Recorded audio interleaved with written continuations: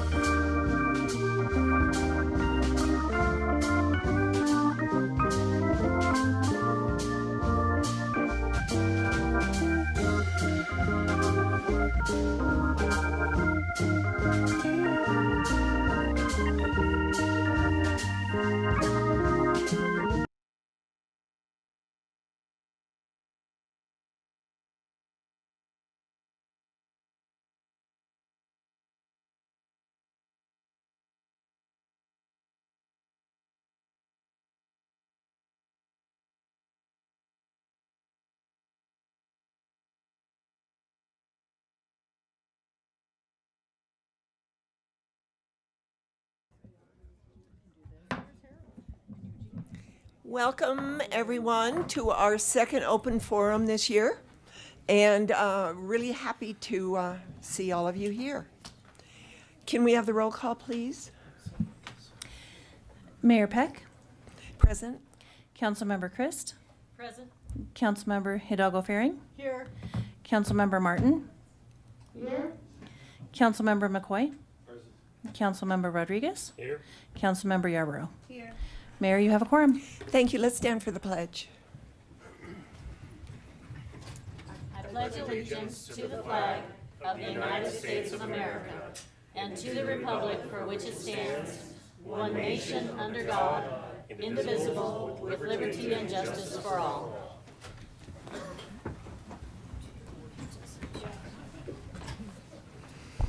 So I have the sign-up sheet. Let me tell you how we're going to do this. Everybody gets 5 minutes to speak, both for the counselors as well as for the presenter or the questioner or the resident.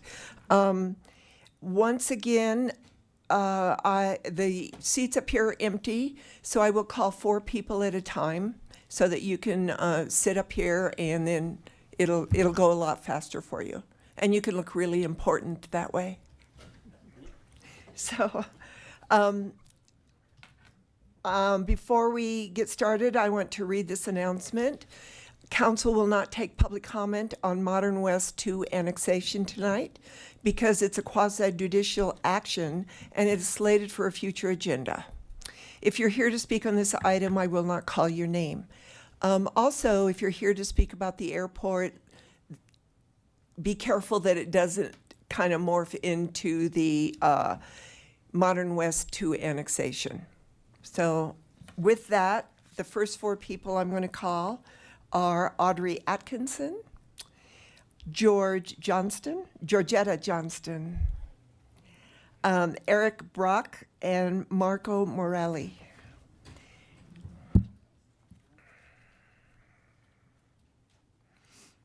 And Audrey, would you mind, you're tall like me, so can you pull that up and turn on the microphone? There we go. Thank you.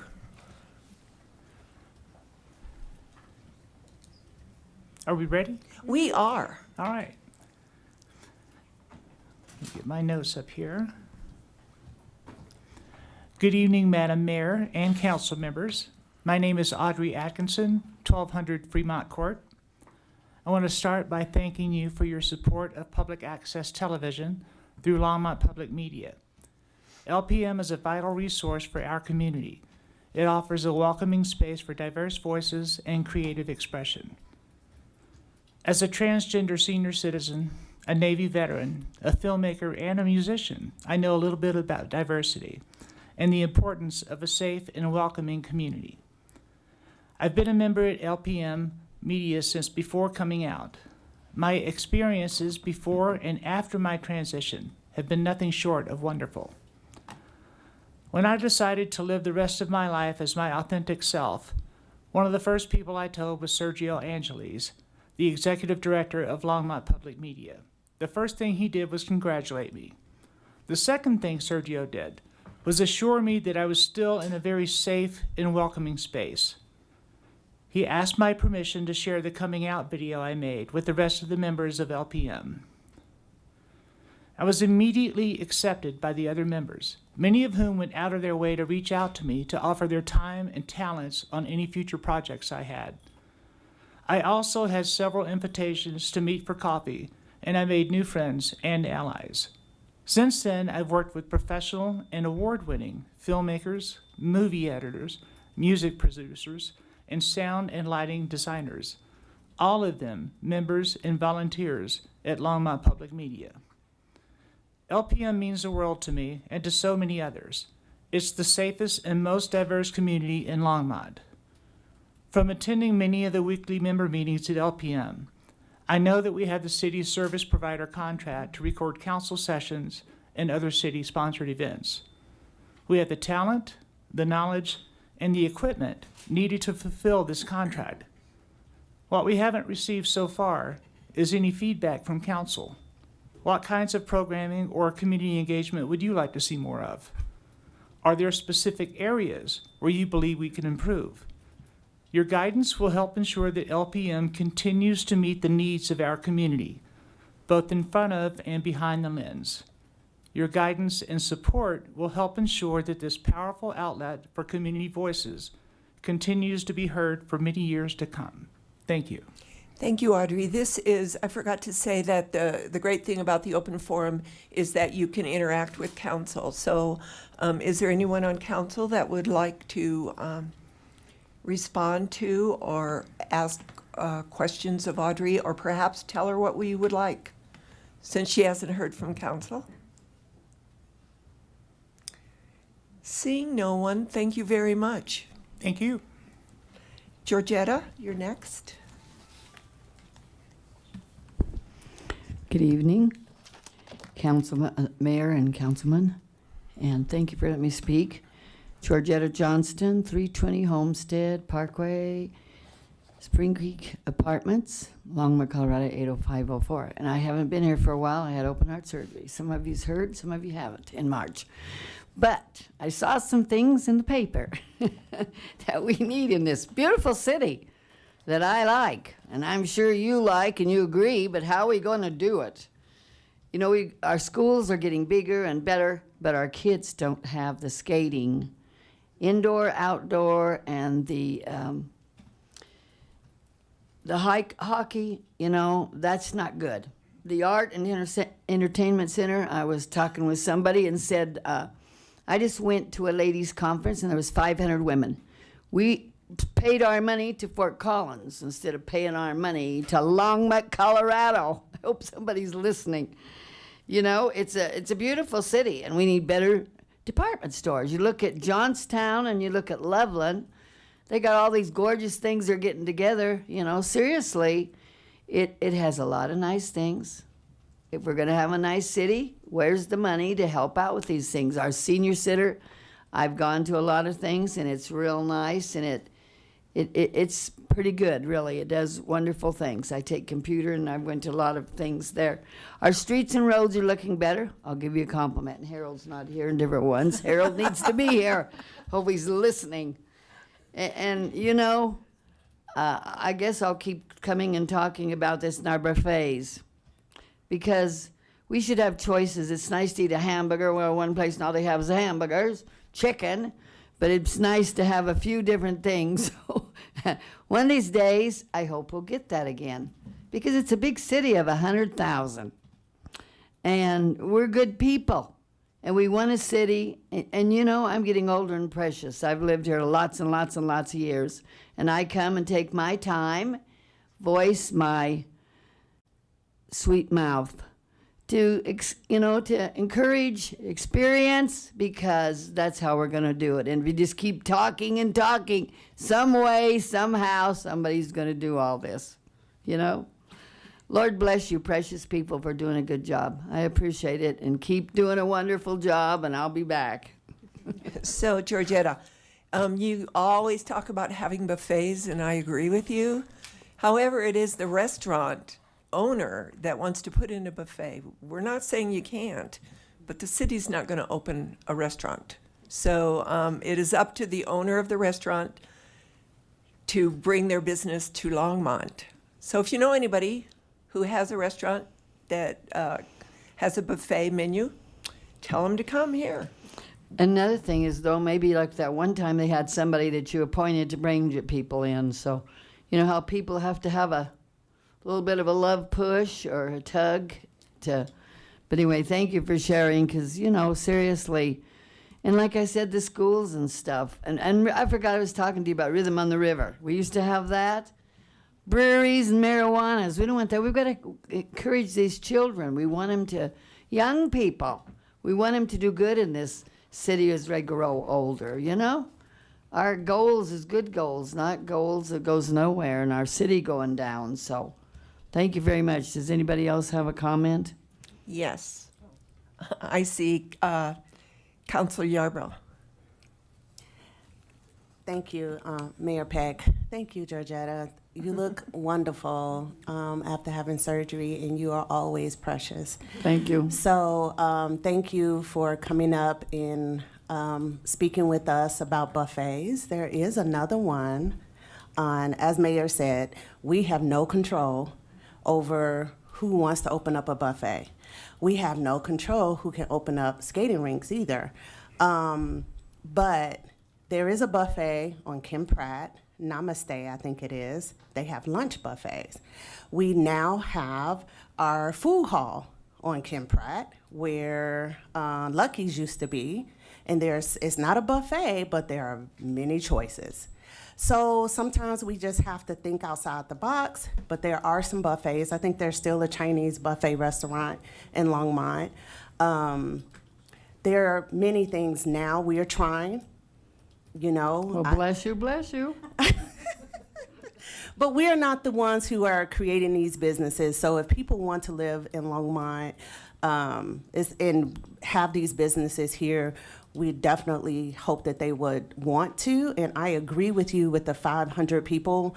We need a convention center. I hate when our money goes elsewhere. I wish we could have a facility here that will hold that many people, maybe one day. But you know, that was on the ballot, just saying. Yeah.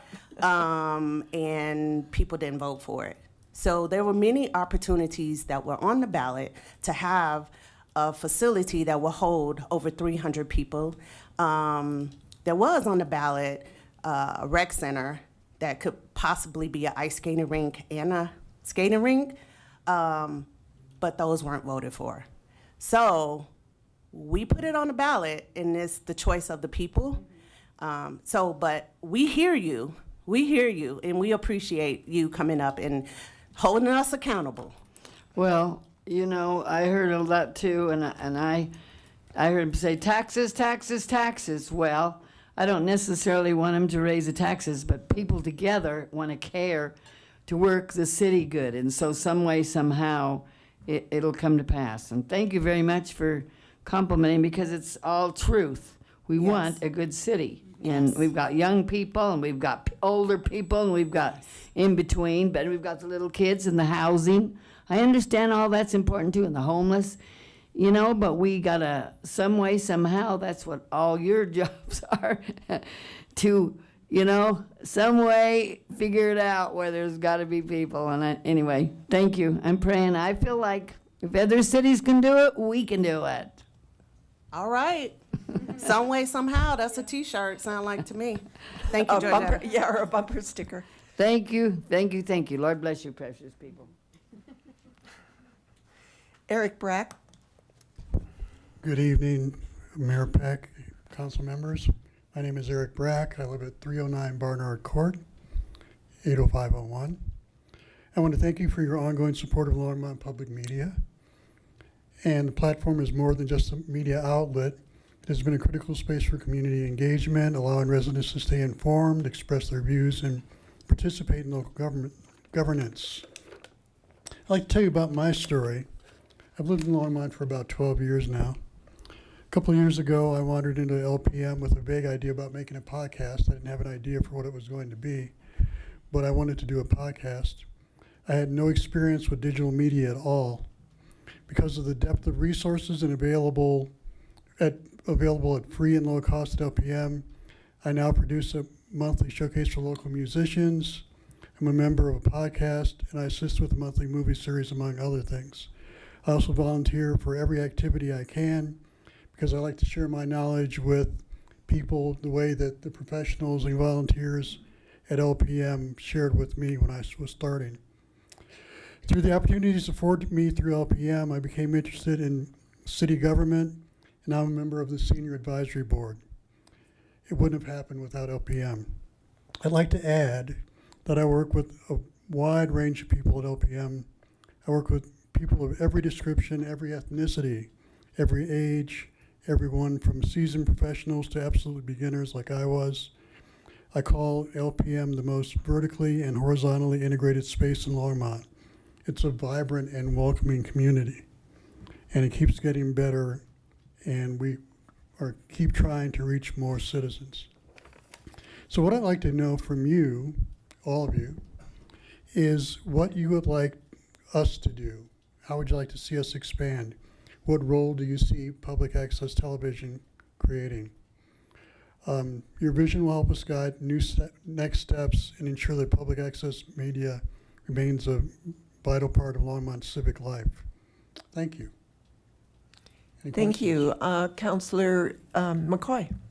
Thank you, Mayor Peck. Eric, thank you so much. I just wanted to compliment you on the fact that whether it's at one of our board or commission meetings or at like the PRAB or the golf or the Callahan House, I see you, I see other members of the LPM team there, and they're probably sitting through things that anybody else would consider watching paint dry or grass grow.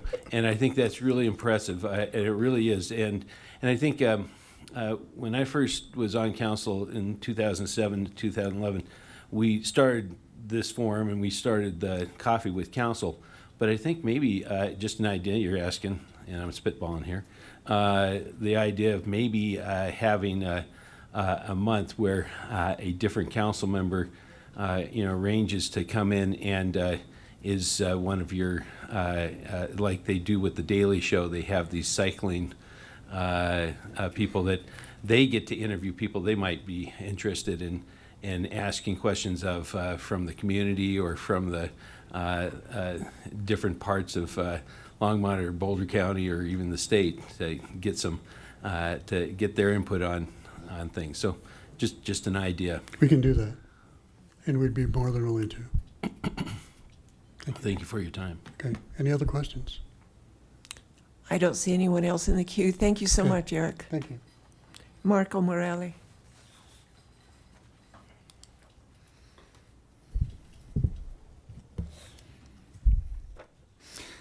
Hello, Mayor Peck and council members. My name is Marco Morelli. I live at 409 Baker Street, and I've been living in Longmont with my wife, Kayla, for 18 years. We have 2 school-age daughters, many friends, and we love it here.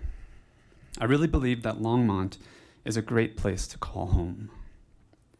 There are many reasons for this, but the one I'm here to speak about tonight is Longmont Public Media. I want to thank the City Council for supporting LPM over the past 4 years. It is an amazing local resource, a truly diverse and dynamic community, and one of the gems that makes Longmont a uniquely attractive city for people like me. You see, I'm what you call a creative. I'm a poet, a writer, an editor, and the founder of a cooperative publishing company called Cosmos. That means I work with other writers, artists, media makers, and people in adjacent industries, such as technology, all the time. Collaboration is a huge deal for me. So is having a place where I can go to meet other creatives, talk face to face, and work on projects together. LPM is absolutely one of the best things about living in Longmont for me. I've had authors fly in from Canada and from California so that we could host public events which could be recorded at LPM. I spent 3 weeks with an author in her 80s recording her audiobook there, a very personal memoir of her life starting with World War II.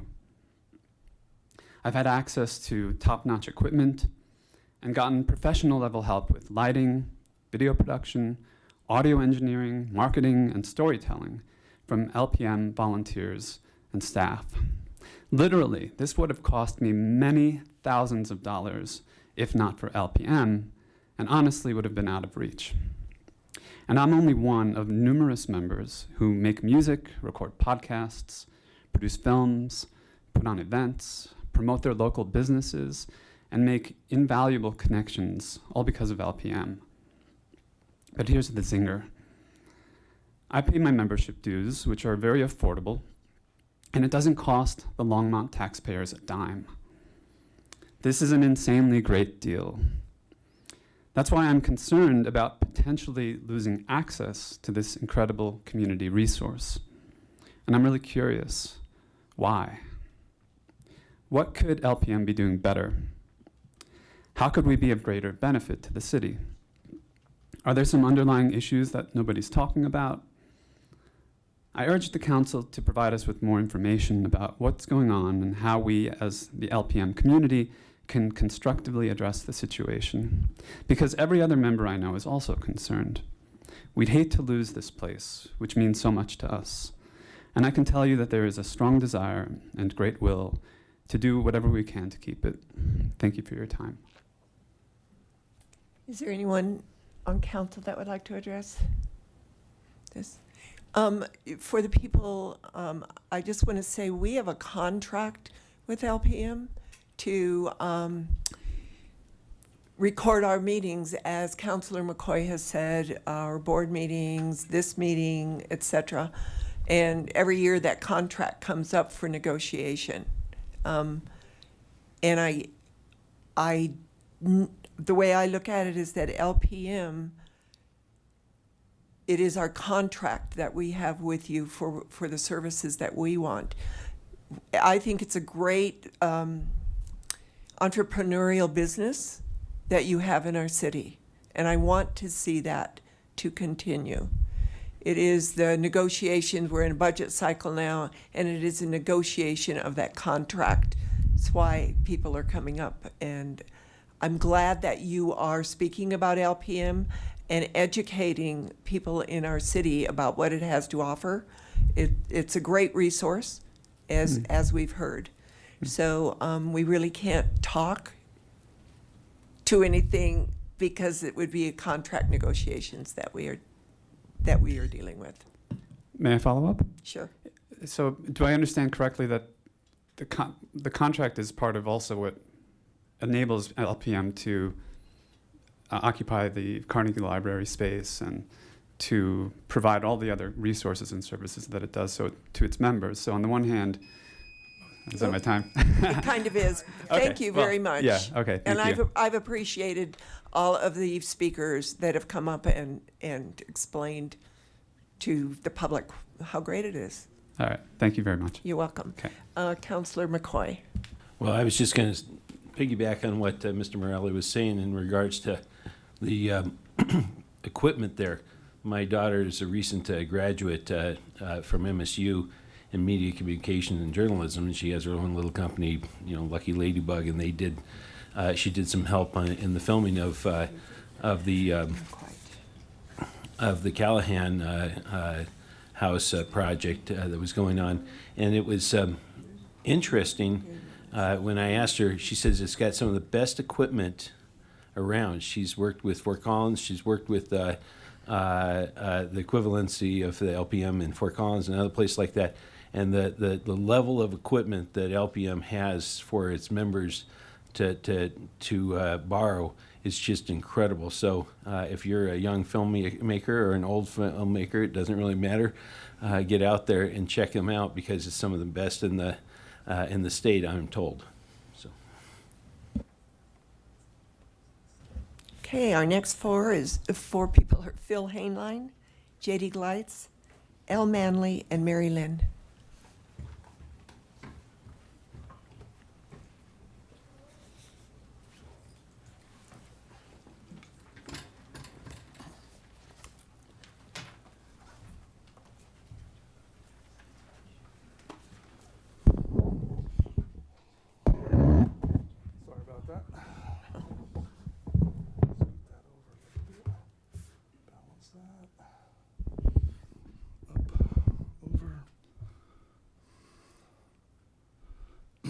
Mayor Peck. Council members, sorry, I need to get ranged in here. Hi, Phil Hainline here, 500 Lashley Street. I'm here to talk about magic. I was born in Brooklyn before it was hip. In an earlier life, I did sound and lights in New York City, theater, concerts, etc. Did a one-woman show, The Life and Times of Isadore Duncan. Most of the 500-seat audience had tears running down their cheeks. I did sound for Steve Martin when his opening act was a 6'5" auto harp player. Big guy, little harp. It was crazy. In 2 songs, he had a raucous audience of 1,000, 2,000 people, getting up and down, singing rounds, doing Americana hootenanny, who came to see Steve.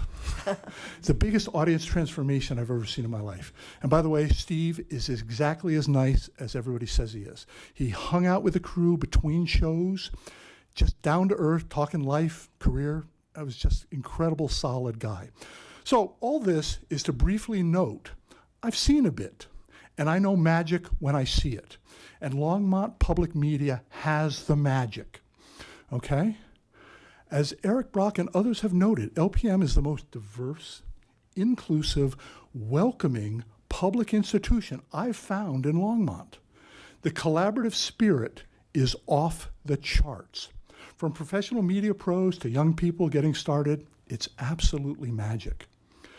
Cable franchise fees, this is to the audience, was a deal that cable companies struck with cities to permit public access in return for a monopoly.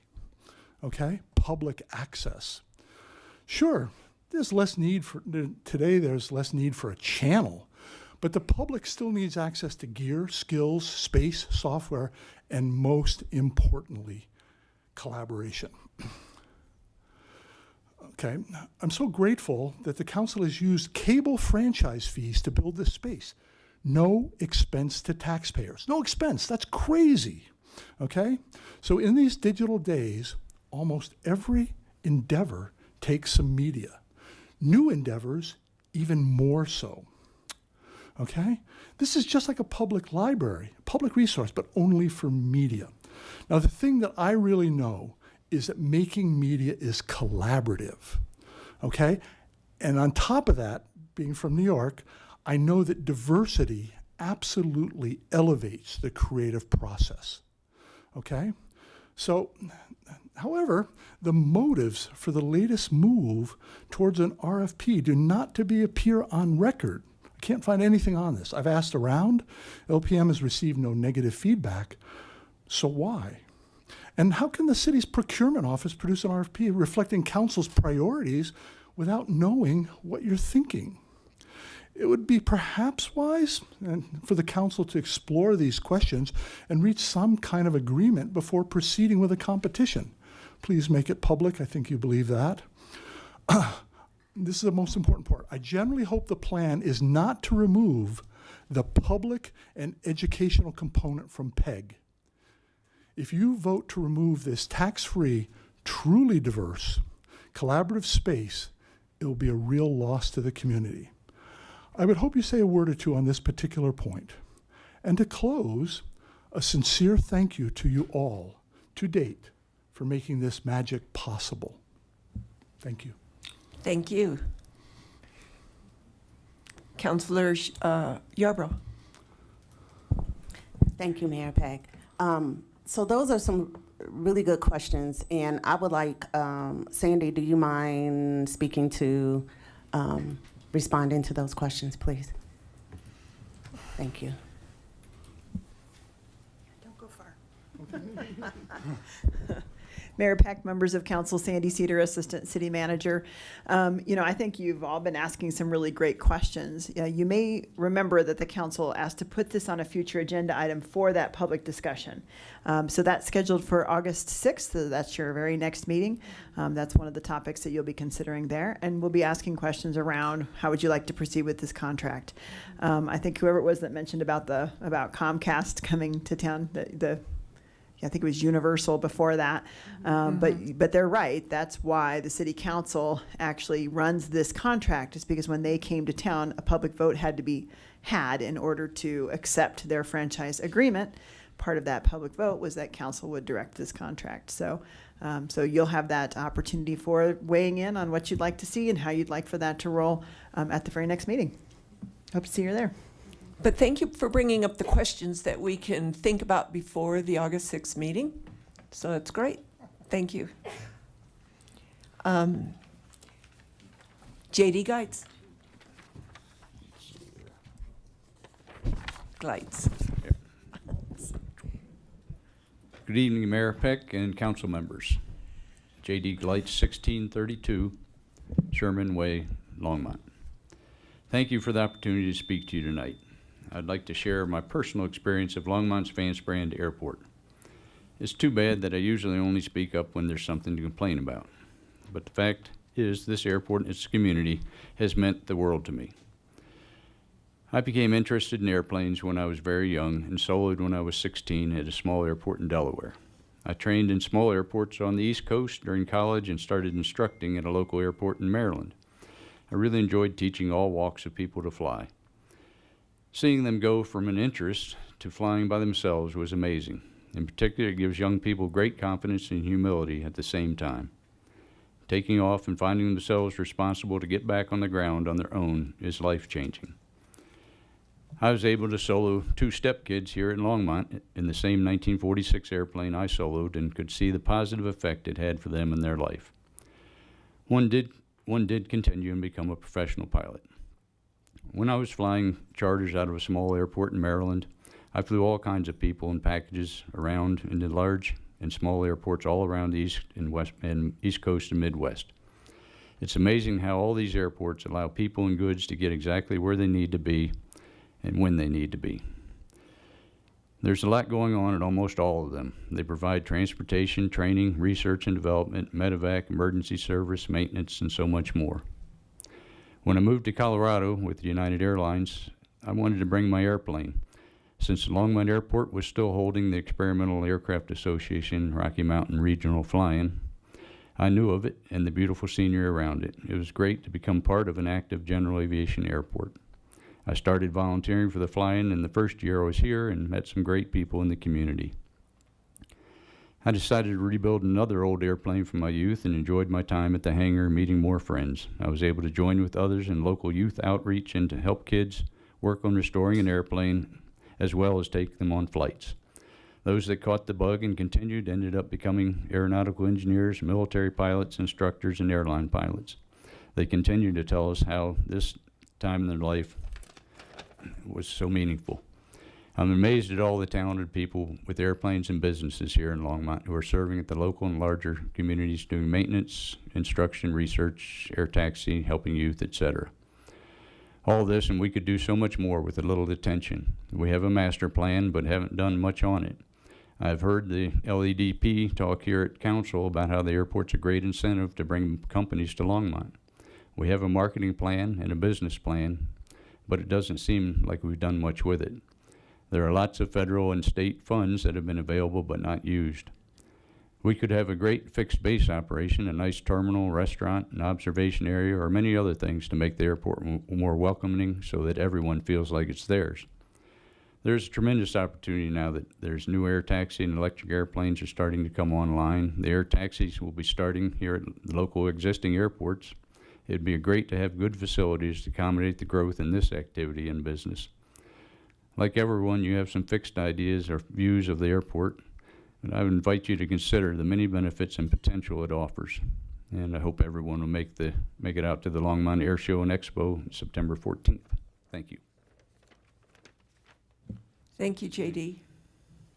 I just want to underline what you've said. Our airport has been a great asset, especially during the 2013 floods. We had pilots flying people in, goods and services, and you now have pilots practicing taking water out of Button Rock and dropping it on, putting out fires, which, as we know right now, is very important. So thank you. Thank you. I'd like to, if we do things that we could to make it so that everybody knows what's going on.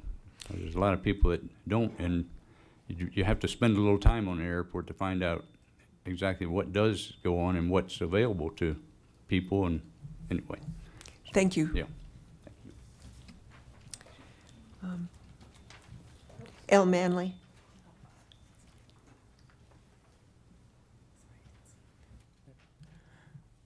Good evening, Mayor, council members. Al Manley, 940 Rangeview Lane, 80501.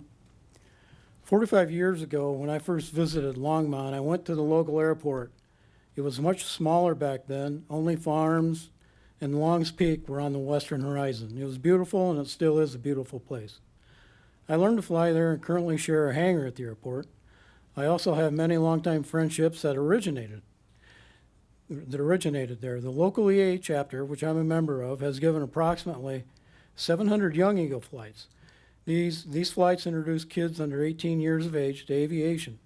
I was also involved with the Antique Aircraft Association, which has also done similar things with kids, and several youth have gone on to become professional pilots in the military and in commercial aviation. It's extremely hard for me to think that this amazing little airport, named after a distinguished Longmont citizen, Vance Brand, who went on to become an astronaut, could be in jeopardy of losing funding due to mismanagement of growth by the city. The majority of professionals in commercial aviation receive their introduction to aviation at an airport just like this. This is a long-term tradition that really can't be duplicated. It all begins at small airports. Let's keep the tradition alive. The little airport could be so much more with some desired infrastructure investments. Please consider the future investments in the airport because it helps the St. Vrain Valley Educational District, the Innovation Center, works with the local EAA chapter on an amateur-built aircraft they're building, and the relationship there is really good. Thank you. Thank you. Okay, then we have Mary Lynn.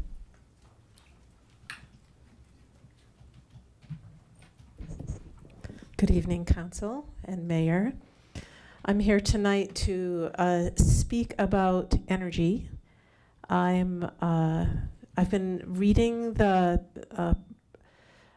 Platte River Power Authority's IRPA, and I'm increasingly concerned about what I see as a lack of a logical through line in the electrification process that the city is undergoing in lockstep with many cities in Colorado and along the Front Range. I've been trying to figure out what actually makes sense in terms of economics and thermodynamics, energy input and output in the community, and it appears that PRPA is building gas turbines, natural gas turbines, to produce energy for people's homes in a city that plans to be electrified, not allowing anyone to be heating their home with gas, which means they'll be heating with electricity at a loss of 70% of efficiency, 60 to 70% efficiency, to move the gas to the homes. This is all predicated on PRPA's statement that we're going to be able to retrofit or actually just use those turbines for hydrogen in the near term, using a projection that nobody in the national and international punditry agrees with. And in fact, the folks who were making these projections, the consultancy that was hired to make the projections for PRPA and the owner cities, which Longmont is one of 4, have never predicted any future technology with any accuracy. And I've been speaking to power plant engineers that I personally know and other folks in the industry, and looking at what other folks say, and not only are there even the folks who are willing to project that we will be using hydrogen soon aren't projecting anywhere near as close as PRPA is doing. And most are saying we don't know when it will ever become viable because it's very expensive to produce and difficult to produce at scale. So I'm asking the council once again to slow its roll when it comes to electrification and to focus in the areas in terms of the environment that we really can make a difference.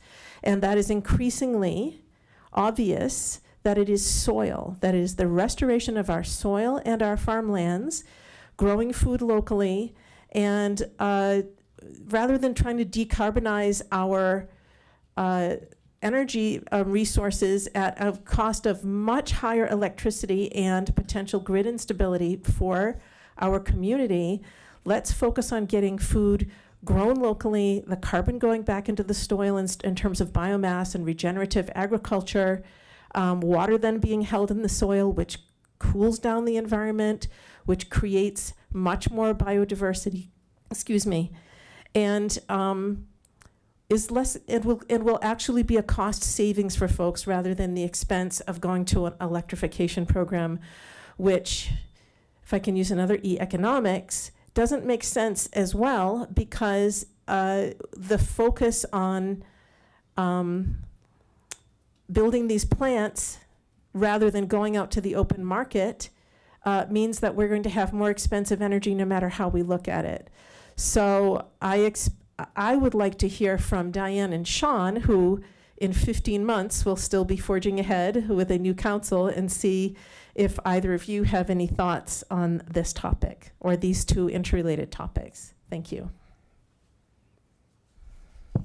Councilors, you've been called upon.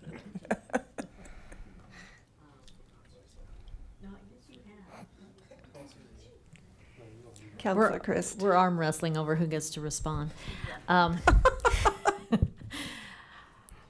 So I agree with a lot of what you have to say. I think keeping agricultural concerns going here in town are very important. I think we need to work on our tree canopy. And the thing about PRPA is, the thing I know about them is those are some wicked smart engineers.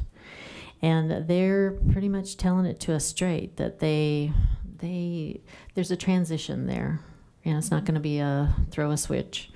And that's why I think they're talking about the natural gas turbines that they need to bridge that gap for dark calms.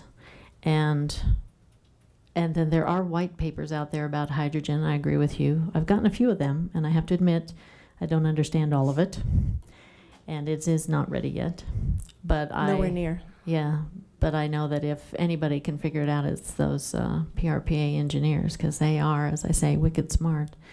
I think what's true is that we have to look at where technology is going to take us.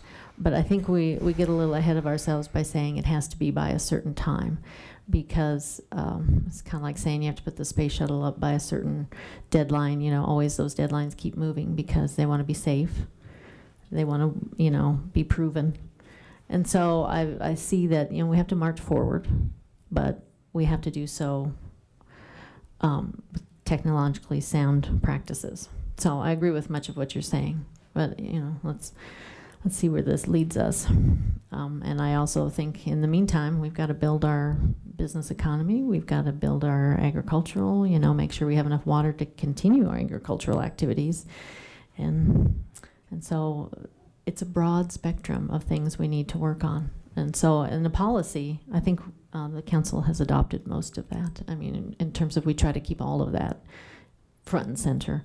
But when you tend to see the council sessions, you see us, focusing on one thing at a time. But we do consider all those items.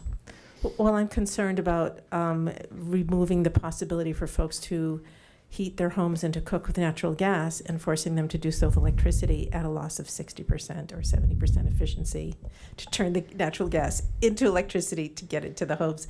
And I know there's lots of things that are in the works. There's heat pumps and there's energy efficiency, but that right there sticks in the craw. And I think we need to slow our roll with the electrification. It doesn't make logical sense, and it's really frustrating many, many people in the community. Sean, do you have anything to say? Oh, thank you, Mayor Peck. Mary Lynn, I don't want to repeat what Councilor Krista said in regards to the things that I agree with, and the fact that PRPA, does know a lot about this. They're the experts in this category, and but I remember long conversations with my former colleague Sarah Levinson talking about the other part of your discussion here in regards to where you get your food and the close proximity, because that was something that while we were on council the first time in 2008, we had the greatest one of the greatest recessions that were around, and that was a time when people brought forward all kinds of ideas about how to feed their families and some of the environmental aspects. And we have things like backyard chickens come out of that, and we had other things like that come forward.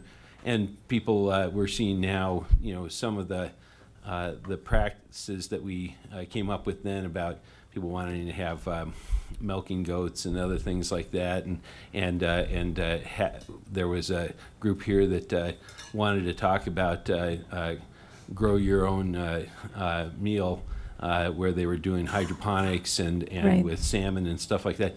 And some of these sort of things we've kind of brushed over and haven't had a conversation in a while about, and maybe we need to look at some of those to figure out. We see the goats coming in and clearing vegetation that we don't want. Right, the rent-a-goat programs are Yeah. fun. And those are, and they have their merits and they have their upside and downsides, but these are sort of things that we probably need to have conversations on. There's car companies that only want to be within 500 miles of the people that they sell cars to keep that carbon footprint down. So there's different things, and we just have to probably explore some of those. That's why when members of council go to places like the Congress of Cities for the National League of Cities group or the Colorado Municipal League, we go because we don't have all the answers. And so that's one of the ways to get pick the brains of other communities that have tried some of these things. So, I think that's the way we need to probably proceed here. So on that level. is there a department that is in charge of ensuring the local food supply, working with local farmers? I've been told Parks and Rec, but they throw it back and say, oh, we're not staffed for that. We don't have experts in that. So is there someone? Maybe the mayor can. Maybe the mayor can answer that. So yes, in a sense, we do. We just leased some of our open space for agriculture, and one of my Great. questions was, are these going to be local farmers or big conglomerates that are going to be farming? Great. They're local. Great. Olin Farms does soil sequestration and actually hires 12 interns, high Yeah. school kids every year. Yeah, and there's lots of farmers do, teaches- yeah. Yep. Locally. So we are working on it. I suggest you take those comments to the county commissioners. I've spoken to Ashley Stoltzman about this. Great. She's very, Yeah. she's very interested in these ideas. I've So- spoken to her personally. So we are working on it. And a lot of times we don't advertise everything that is happening, but because you don't know that it's happening doesn't mean that we aren't concerned and working in all the areas. Is there a department in particular that's focusing on these issues? Sustainability Okay. division, yes. All right, So- well, I sit on that committee, and I've yet to find out who that actually is. It sounds like they're talking about a few of these things, but I don't hear, there's nobody who's in charge of farming. There's nobody who's actually working on that, other than the folks who are in charge of the leases, from what I hear from Mr. Bell. So, okay. Well, that is somebody. Well, Thank you. they're just in charge of the leases. They're not Thank you. actually working on food sustainability. So, thank you. So the next four people are Ryan Forbes, Rick Basilari, Anna Rivas, and Monica Bunting.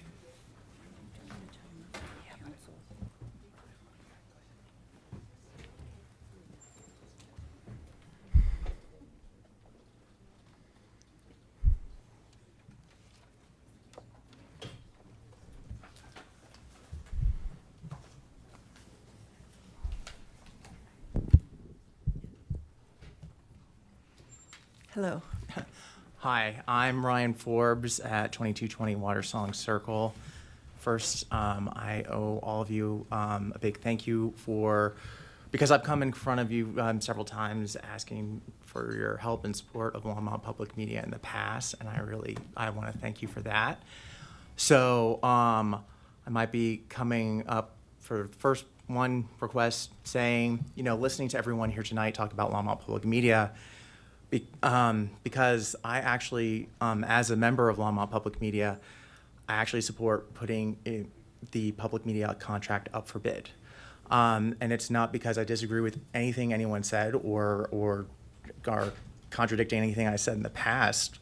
Honestly, I want the best version of public media that we can get in Longmont, and I feel like having the contract up for bid allows for more people. I mean, just tonight we've heard a whole bunch of people talking about public media, about learning about creating content. Probably some people here tonight found out that you can learn about podcasts and shooting video and things like that, all here in Longmont, and they may not have known about that. And I think more people need to learn, and I would love to see what type of content comes out of it.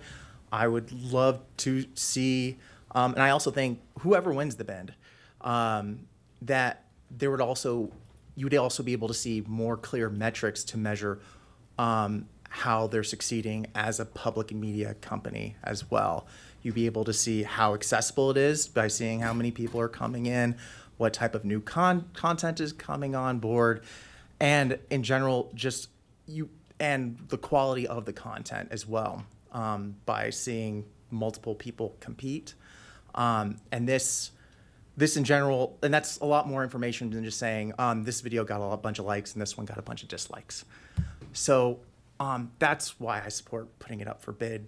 And once again, I love public media, and I think all the things that Longmont Public Media is doing right, maybe that should be part of the contract, like being able to go there for free and learn how to do podcasting, TV, have an open space. Maybe that's something that should be included, since people here clearly enjoy it and want to take advantage of it.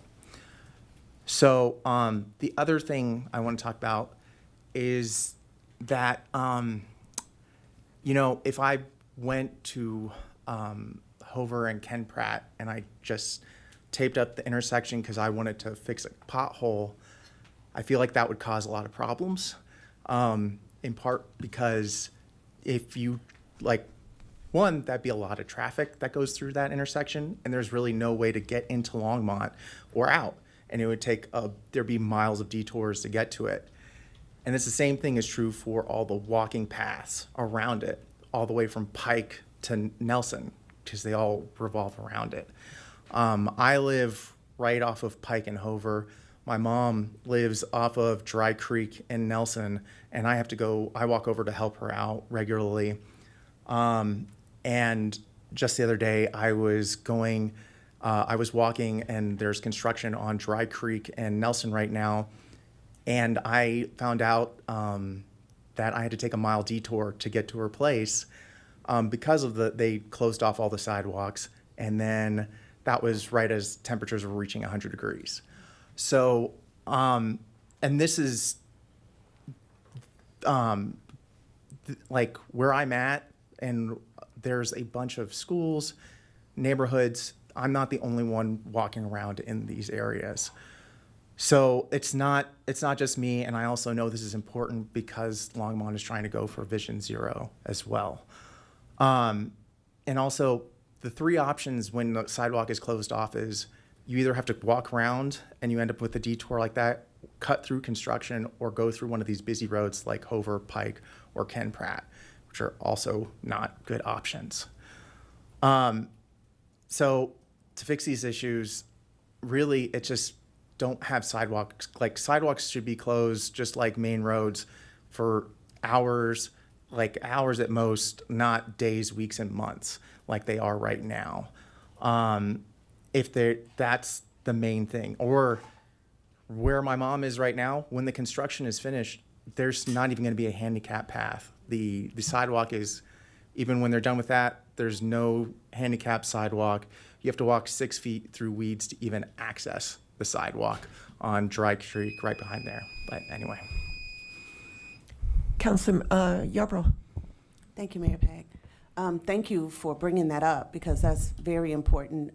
Is there any staff here that would like to address those issues about the sidewalks and making sure that they should only be closed for hours? And why are they closed for days instead of hours? Is there any staff that can respond to those issues? Can it be that intersection explicitly? What, you said it was Dry Creek and Dry Creek and Nelson. Dry Creek and Nelson.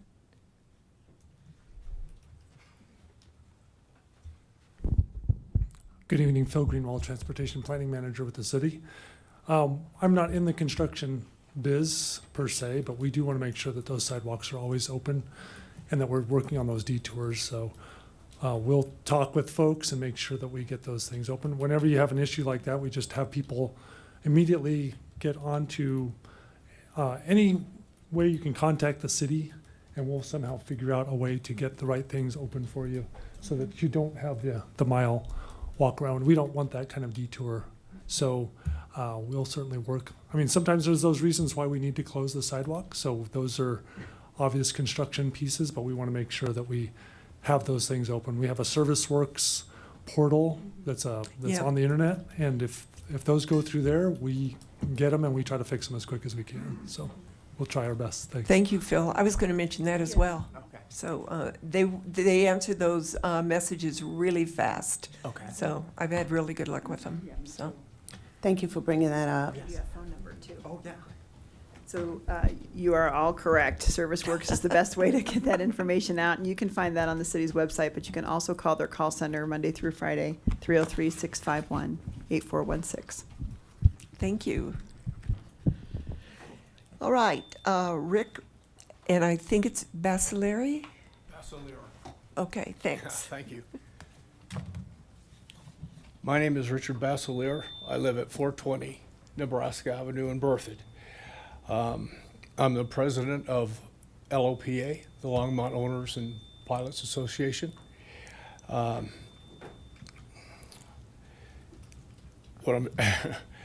was hoping to talk about what I'm not supposed to talk about. No. So No, we will not let you. And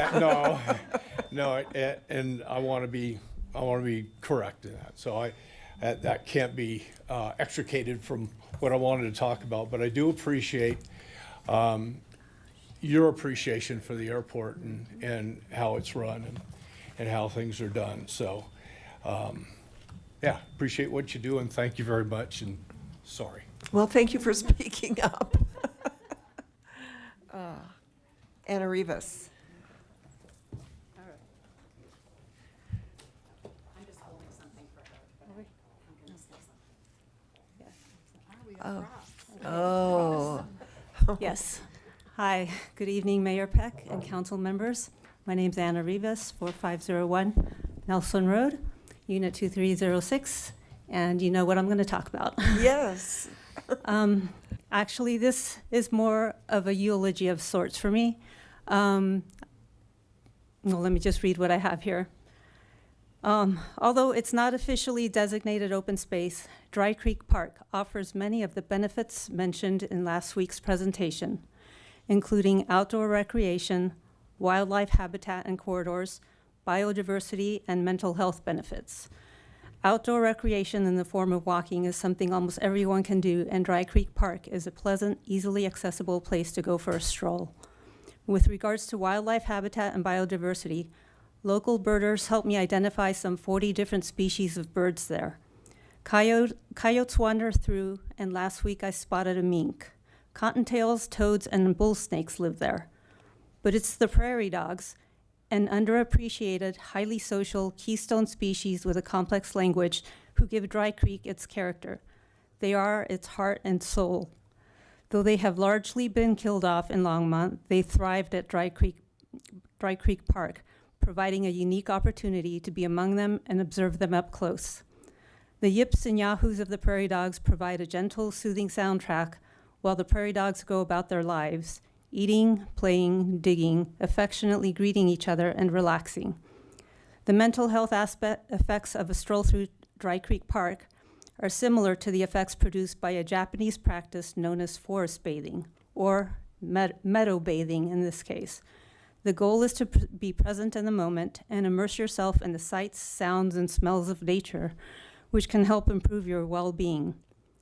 Dry Creek Park and the Prairie Dogs have been a part of my life for the 21 years that I have lived here. For myself and many neighbors, it has been a priceless oasis of serenity. Tragically, the city plans on destroying it, starting with the trapping and relocation of prairie dogs that's currently underway. Cautious prairie dogs who avoid the traps will be killed via carbon monoxide pumped directly into their burrows. Without the prairie dogs, Dry Creek Park will become silent, soulless, and joyless. And it will remain that way for years until funds are available to turn it into something resembling a tawdry theme park filled with artificial turf, parking lots, unnatural elements everywhere, and noisy maintenance equipment instead of the yips and yahoos of the prairie dogs. There will be no more meadow bathing, no connection with nature, no oasis of serenity, no escape from constant human-created noise. As was pointed out last week, the majority of Longmont's open space areas are to the north and east. Dry Creek Park would have made a great addition on this side of town. It's a tragedy that the city doesn't see the value of this understated bit of nature in our neighborhood. It will be a tremendous loss for those of us who treasured it. So I don't really expect anything to change much, but I felt that they deserved a eulogy, and they've been, like I said, a part of my life. I love them. I love going there, and it's going to be gone soon. So the least I could do is give them a eulogy so that people know what it meant to others like myself who live there. And there are other people who I've been in contact with who weren't able to be here tonight, but they feel just as strongly as I do, like neighbors in the area, and we're all just extremely sad about what's happening.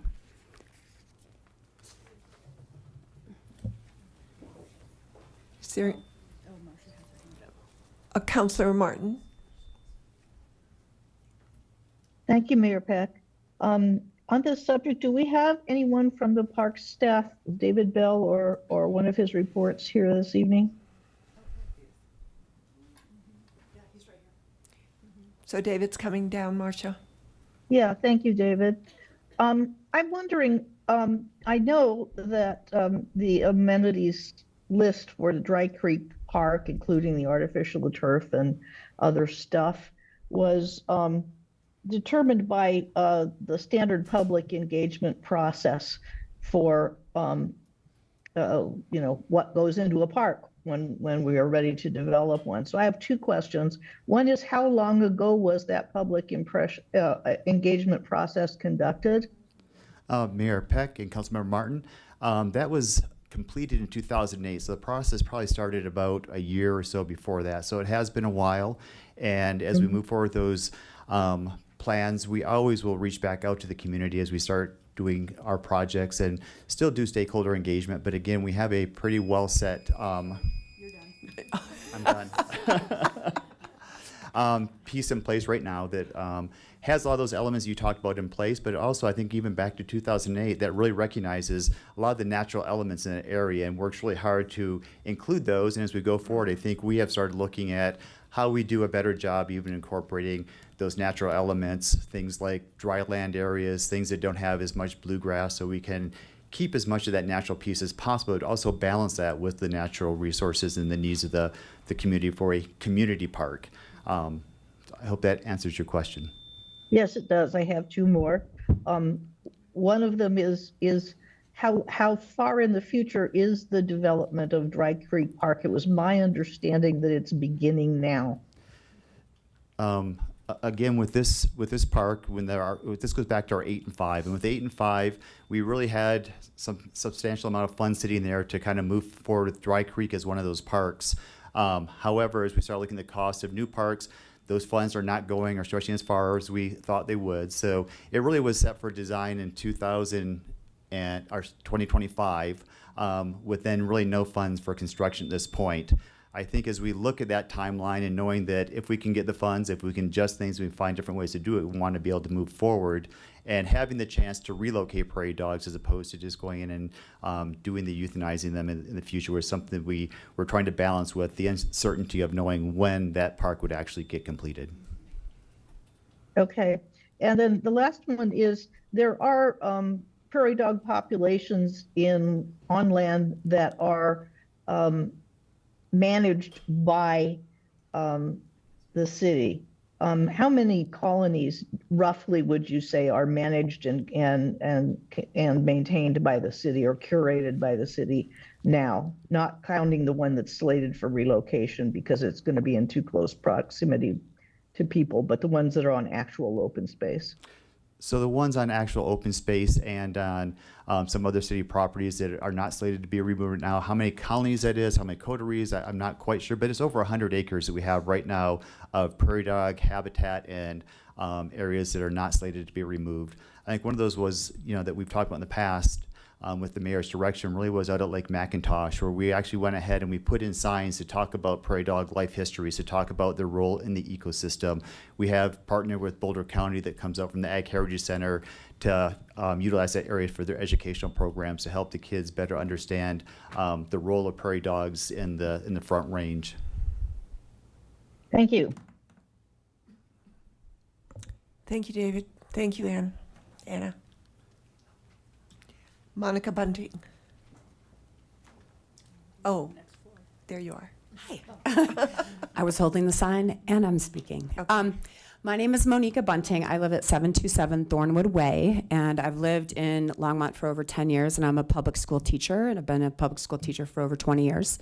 Thank you so much for the opportunity to speak to you. I, like Anna, I'm going to speak about Dry Creek Park as well. And I'm here to specifically speak about the parts that have been funded. From what I understand, and David Bell just addressed this, the comments were last taken from the surrounding neighborhoods and those residents in about 2007, 2008, 2009. And the master plan was passed in 2014. That's over 10 years ago.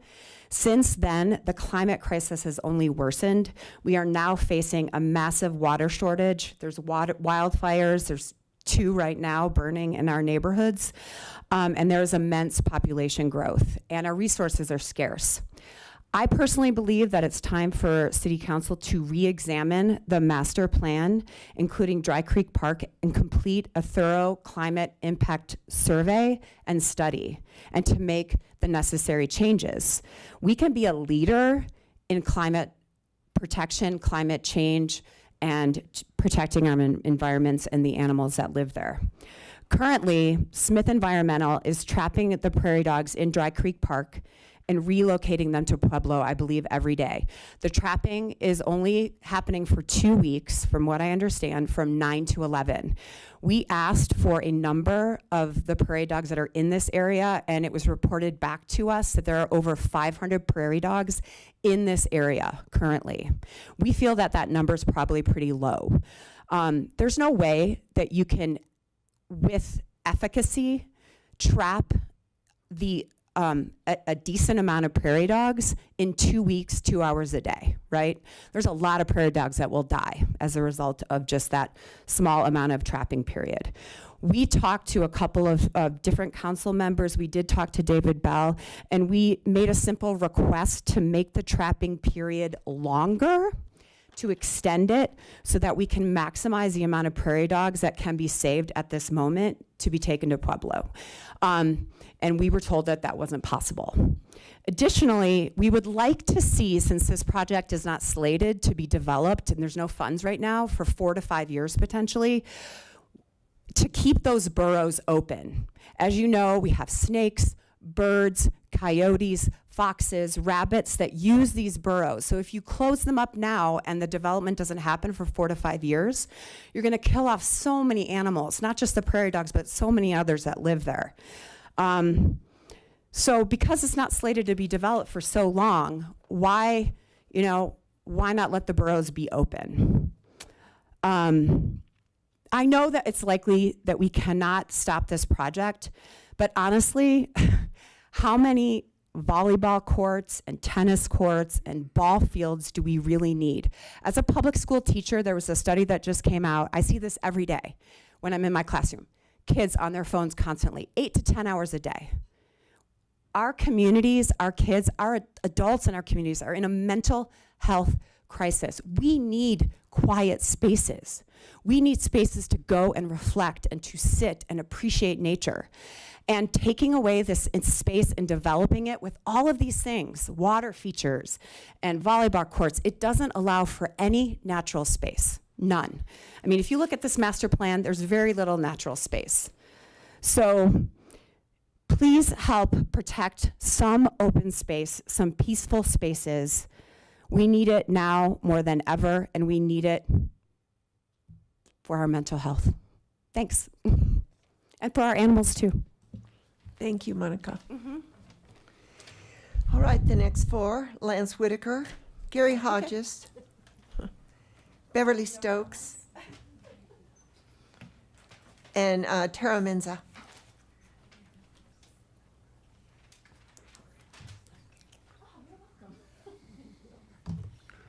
Well, looks like I'm first. My name is Lance Whitaker. I live at 1750 Collier Street.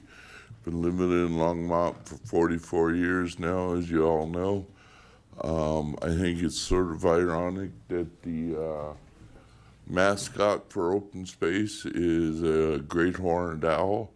I'd like to remind Mayor and Council that you displaced a family of great horned owls when you expanded County Line Road 1. And now McLean's has got a rabbit problem. That being said, let me get to my normal stuff. Today is National Cheesecake Day, National Father-in-Law Day, love you, Ron.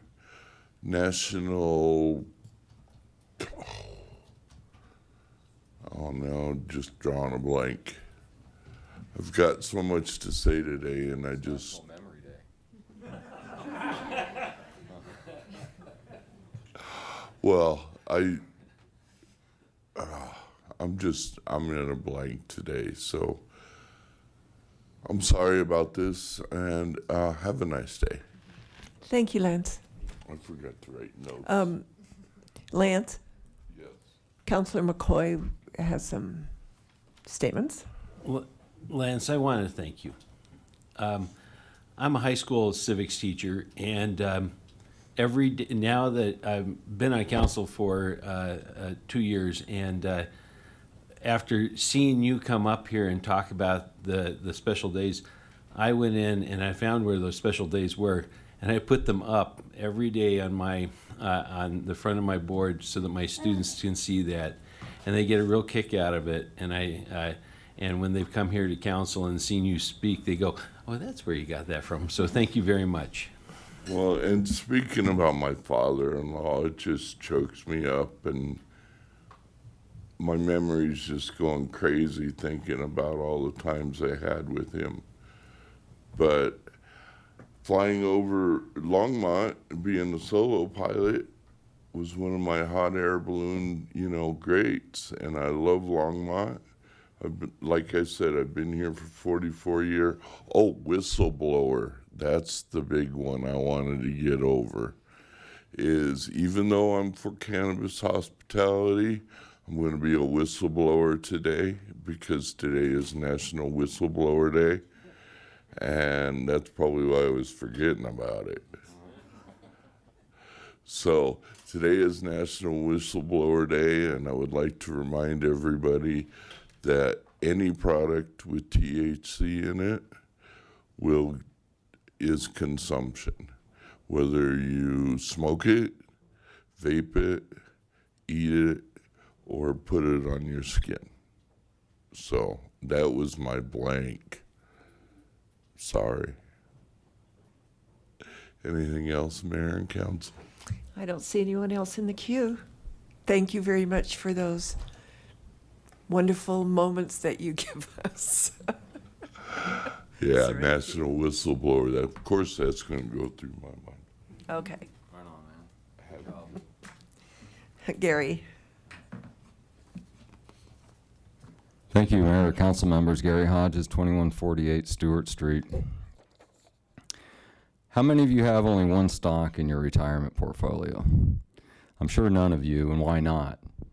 It's because it would cause great uncertainty in retirement. Instead, rational people build a diverse mix of investments to prepare for a stable and predictable future. The same is true for energy. Modern society has achieved unprecedented energy security by exploiting multiple inputs. A few years ago, I had a 96% efficient furnace installed. That means a mere 4% of the energy contained within the natural gas is lost to the environment. Meanwhile, converting gas to electricity is about 45% efficient according to the U.S. Energy Information Administration. Further, InsideEnergy.org states that Colorado's average line loss is 7%. The cumulative losses mean almost 60% of the energy stored in gas that is burned for electricity is lost by the time it reaches our homes. For those keeping track, that's like installing a 40% efficient furnace. So who would do something so foolish? Using natural gas directly is more than 2 times as efficient as electric. No wonder natural gas is so popular in homes. And so the point is not lost. This means an all-electric home will emit more than 2 times the CO2 as one that uses natural gas directly. But wait, by 2035, we're going to be using hydrogen to produce 50% of our electricity and 100% by 2040. This assertion, with rather hefty qualifiers, is found on page 141 of Platte River's recent Board of Directors meeting. I claim that is wildly optimistic. The following uses numbers for the commonly installed GE 9F.04 gas turbine. So for simplicity, I've put everything in terms of solar. To achieve 50% hydrogen by electrolysis for electric generation would require 1,564 megawatts of installed solar in excess of baseline needs. So we generate it during the day, we burn it at night. Currently, Platte River has 52 megawatts installed, so a mere 3.3% of what would be required.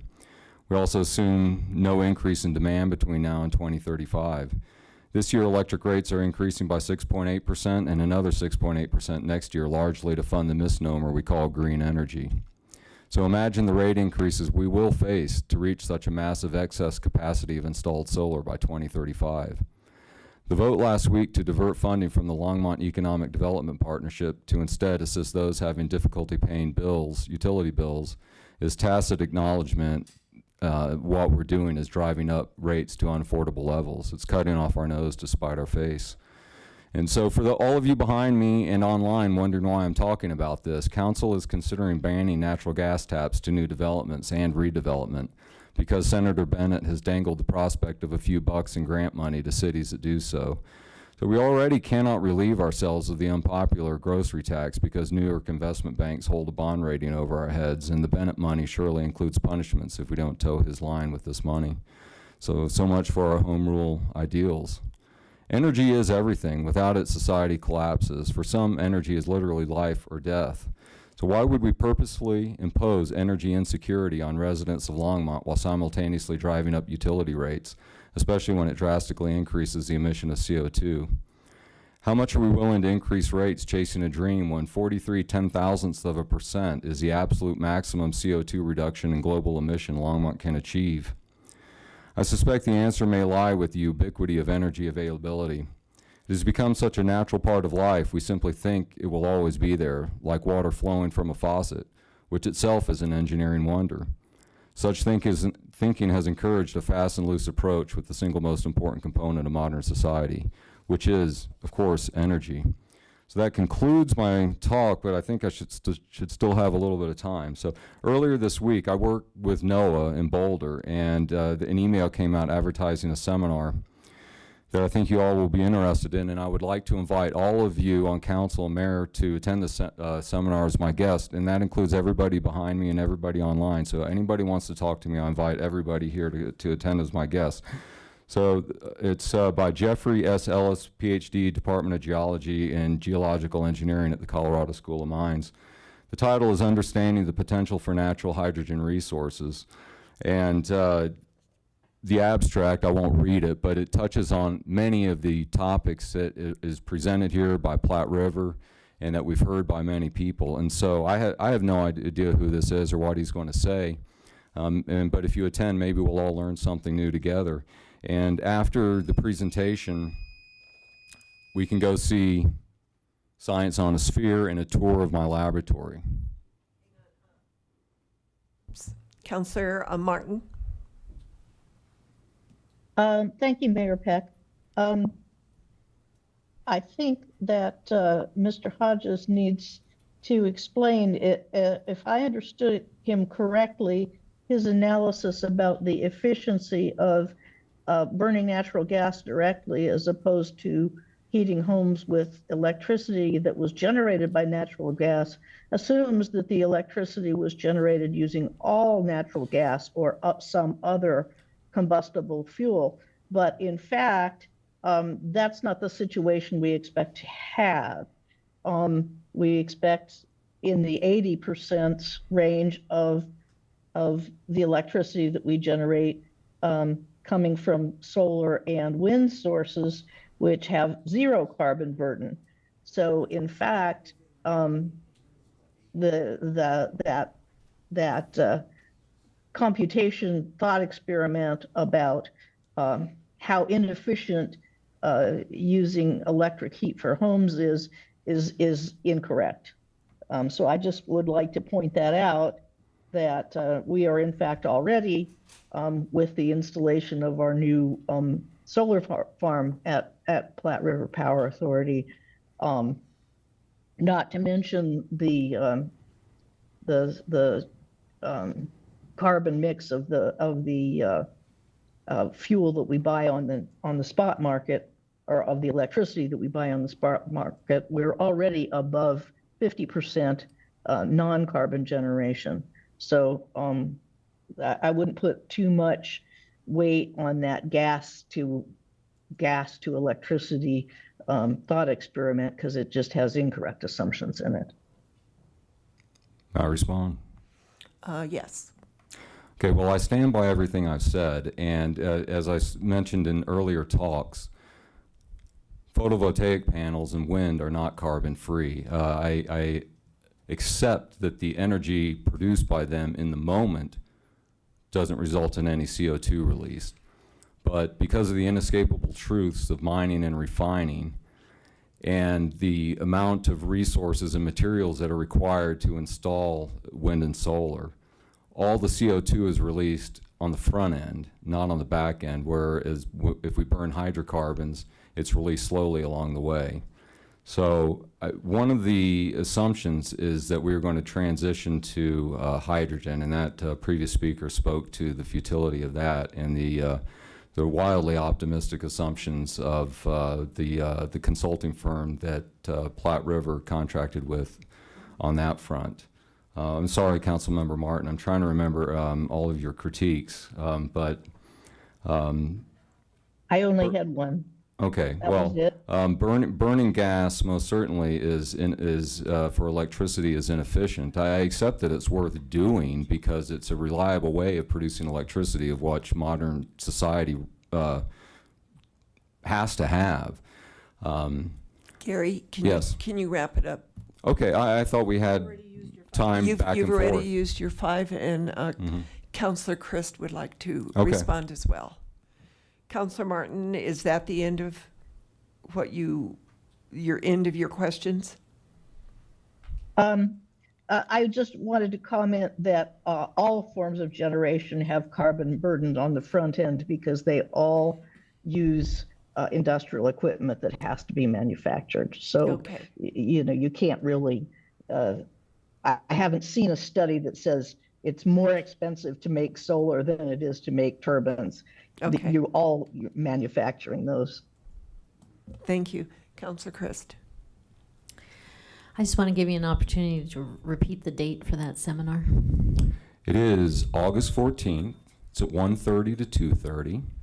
I would need to know by the end of this week, well, ideally, so I could get everybody on the guest list, and that includes everybody behind me. I can give flyers out to anybody behind me, and I'll give one to Michelle so that you guys can have it. And I would love to have all of you there.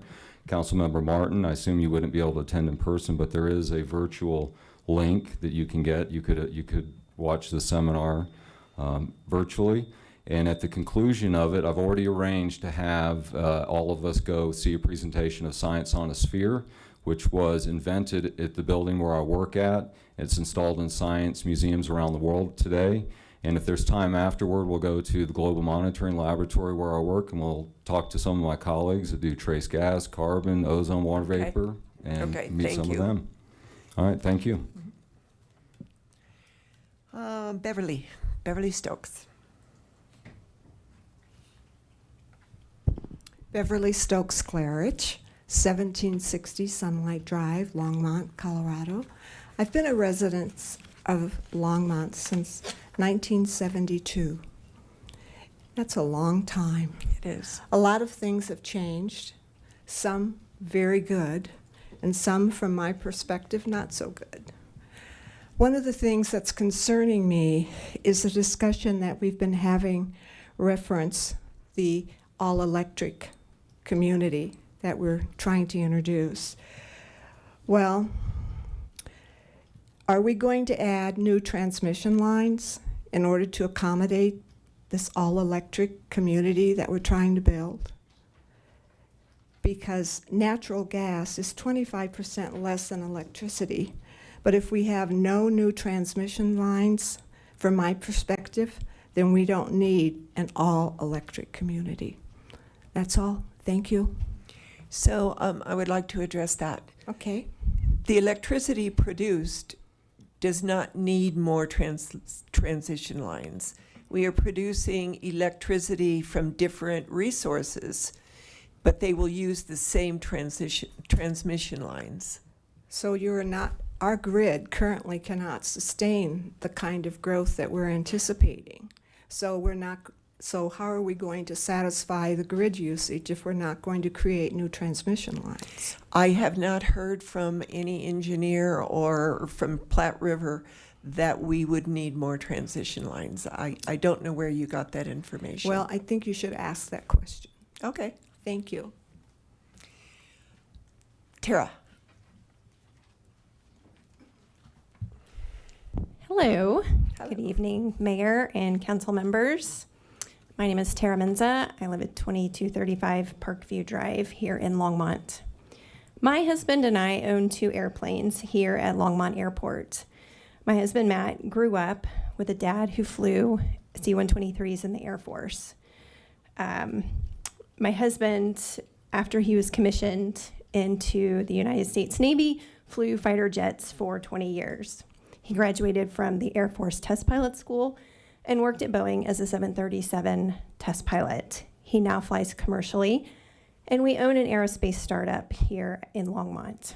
Aviation is our family's passion, and we love to share that passion with anyone interested in aviation. We have even helped local Longmont nonprofits fundraise through our love of aviation, all here at the Longmont Airport.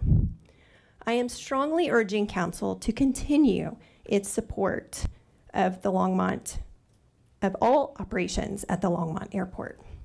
Our airport is critical to the vitality, the health, and the success of our community. Vance Brand Airport provides tax revenue, jobs, and is a critical node for our community in the event of a natural disaster, stuff that you talked about this evening already. The secondary effects of having a healthy and thriving airport supports growth in our community through mutual business collaboration and access in and out of the northern Colorado region. Business collaboration with the airport will bring businesses to the area and increase revenue for our small businesses here in Longmont, which I believe are the heart of our community. Additionally, the airport is a centerpiece for the academic interest of St. Vrain Valley School District students, as well as adults in our community who are interested in aviation and aerospace careers. 2 of my 5 children plan to go into aviation careers. As an aircraft owner, I often meet community members who come out to see airplanes and the airport and ask questions about the aviation community and how to get involved in aviation. I would love to see City Council incentivize more aviation businesses to relocate to Longmont and develop more infrastructure, including a runway extension, instead of threatening airport closure. Locally, up and down the Front Range, especially as seen in Boulder, we are seeing city councils, mayors, and boards attacking the aviation community. I would love to see Longmont continue to support Vance Brand Airport and make it a shining star in our community. You, City Council, have an opportunity to grow our airport, make it the center of research and development, technology, education, all of which will benefit our community. Please consider all the airport currently does and can offer before making any permanent and negative changes against it. And if you're ever interested, please come and visit us at our hangar and see our airplanes. And maybe you might even get to go up in an airplane. Thank you. Ooh, thanks for the invite. Councillor Martin. Tara? Councillor Martin has a comment. Yes, I'd like to ask Ms. Medzo which negative changes to the airport she anticipates are being contemplated by council, because I don't know of any. I'm not allowed to speak about that. Thank you. I'm glad that you recognize that. Councillor Christ, hang on. You want to go flying? Sure, I'll take you flying. I'm not gonna ask you twice. I'm gonna show up. So we've had several people talk about the airport, but I wanted to ask you, since you're so involved with it, if the Boulder Airport closes, is the Longmont Airport able to take over that business that's currently going to Boulder, or is that going to be a big issue for Longmont? Honestly, I don't know how much operation goes out of Boulder Airport. Matt and I have talked about that, and yes, it would grow the Longmont Airport, but again, we need more of that infrastructure. And an extension would be really great on that runway. Yeah, so we'd have to invest in the airport in order to. The airport needs a lot more investment. I would really love to see City Council invest more in the airport, because it can truly be a shining star in this community. There's so much that Matt and I would love to do at that airport, that it just takes collaboration to do that and support with the City Council. Now, will the air show, do you think it'll bring funding in for the airport, or at least funding in for the city? As far as just people coming to visit? Coming to visit, I spending think they're money expecting here? thousands of people. Absolutely. Okay. Yep. And there is so much interest in aviation, and it is kids all over the community love it. Adults come out just to sit and have lunch at Alexa's little food truck and watch all the airplanes landing at the airport. So it is a hub for people to come and see and get involved. We've taken many people flying in our airplane, and we've gotten people into the military to go into flying careers. So it's what we love. We love our airport, and we love aviation. So we'd love to see you guys continue to support it. Okay. All right, great. Thank you. Councillor Martin, do you have your hand up for this question? Yes, I do. Okay. I would like to clarify that it's not a matter of Vance Brand Airport taking over all of the business that would be lost to Boulder by the closure of the Boulder Municipal Airport. Rather, Runway Spaces is in essence a product that is offered on the free market, so that air traffic would be spread among many general aviation airports in our general vicinity, from Greeley to Superior, South Erie, Broomfield, not just Vance Brand. So it's not a question of thinking of it as if it's a controlled economy where we would be required to take over the business from Boulder. Doesn't work that way. No, but we would definitely need a lot more hangars. Thank you, Tara. All right. Greg Morrissey, Molly Hishke, Ian Huss, and Strider. I think I butchered some of those names, and I apologize in advance. Greg. Yeah, Greg Morrissey, 1648 Harvard Street here in Longmont. And I'm here to talk about and ask some questions about Longmont going completely electric. On the existing infrastructure in Longmont, the older homes, is it talking about doing away with their gas and making them electric also? That would be extremely expensive because a lot of those places don't have the electrical infrastructure capability in the house to handle that extra electrical. And if you're going to do that, like that's been brought up in the past, it's much more efficient for a house to have two energy sources. Has that been brought up? Has that been brought up? Because you can run, if the natural gas comes in, you can still run that if you had the correct equipment to heat your house. So let me explain a little bit. What we are discussed, I discussed it with David Hornbacher as well as our city manager, of having solar farms, some solar farms to create electricity through solar and wind in our city, which would then be sold. We would store it and it would go onto the grid, which will feed into homes that can't afford to put solar on their homes. So it isn't that we're trying to put more solar and wind on the grid and less gas to simplify it. So it's not like we would like it to get off of gas completely at some point. That isn't going to happen real soon because it's technically very difficult to do. Correct. And exactly. Yeah. In my house, I have electricity and gas. It's built in 1983. I've been in the electrical field all my life. If you want to pull it out and put an electrical, you're talking a bigger distribution box, bigger wire, bigger distribution wires all around the city to handle that extra current, extra power to do that. Which is why we're also going to have, I'm not saying this correct, solar farms, so that the homes wouldn't have to do it.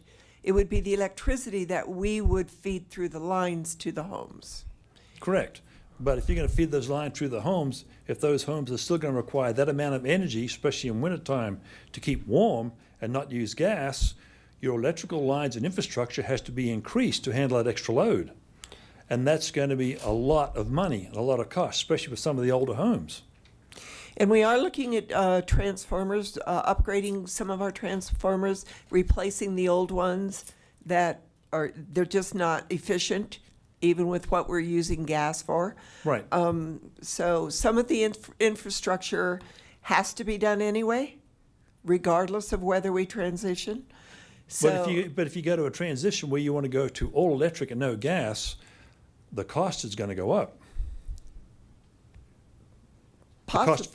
Possibly, because if you go, you have to increase your distribution system to handle that power. The person buying the power is going to end up taking up the cost with higher costs. I wonder if that's been looked at, especially for the older homes and the older places here in Longmont. Councillor Martin. Thank you, Mayor Peck. I've been noticing this misconstruction on social media a lot, where the mayor's proposal that we look at accelerating the end of new natural gas connections for new construction has been interpreted by many people as saying that we were going to end natural gas use in the city, which would mean that, at least that you couldn't replace a natural gas appliance with another natural gas appliance, which nobody has proposed, let alone taking out natural gas appliances before their end of life and replacing them with electric. No one has proposed that.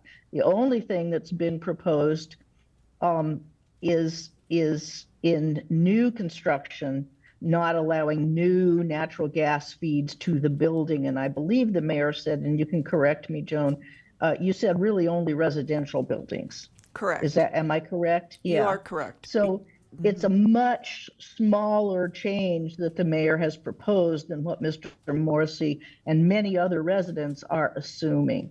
Now, I would also like to add that the things that the mayor is talking about putting more locally generated electricity on the grid and upgrading our transformers and all of that stuff is good work that has to be done, but that is to allow the voluntary electrification of existing homes. which is a whole different thing because nobody's forcing the issue. We're just allowing it because people like to do the civic-minded thing, and we have to get ready for that, but we're not forcing it. And the other thing about the new development from another perspective is that it is a smaller cost to the developer. Putting in gas lines is more expensive than just having the infrastructure for electricity. Well, see, that's So- what I was coming across. If, because the way it came out across the press, gas is going to go away and Longmont's going to have electrical, period. No, No, okay, okay. it was just for new development. Just for new development. Okay, that's not him. That's the stuff I read. It didn't come across the saying it was new development. So my place where I have natural gas, and I heat my house with it, natural gas is going to stay. More than likely for quite a while, yes. Okay. Thank you. I'm sorry that that came across that way. Yeah, thank you. Councillor McCoy. And we were also just going to have a conversation about this too. It wasn't like we were setting anything in stone. We were just going to have a conversation in the future. Right, the motion was to bring it back on another agenda, to put it on the agenda at another meeting. And to see if we can do this beginning January 2025 for new permits for development. Just looking to the future. Let's see, who's next? Molly.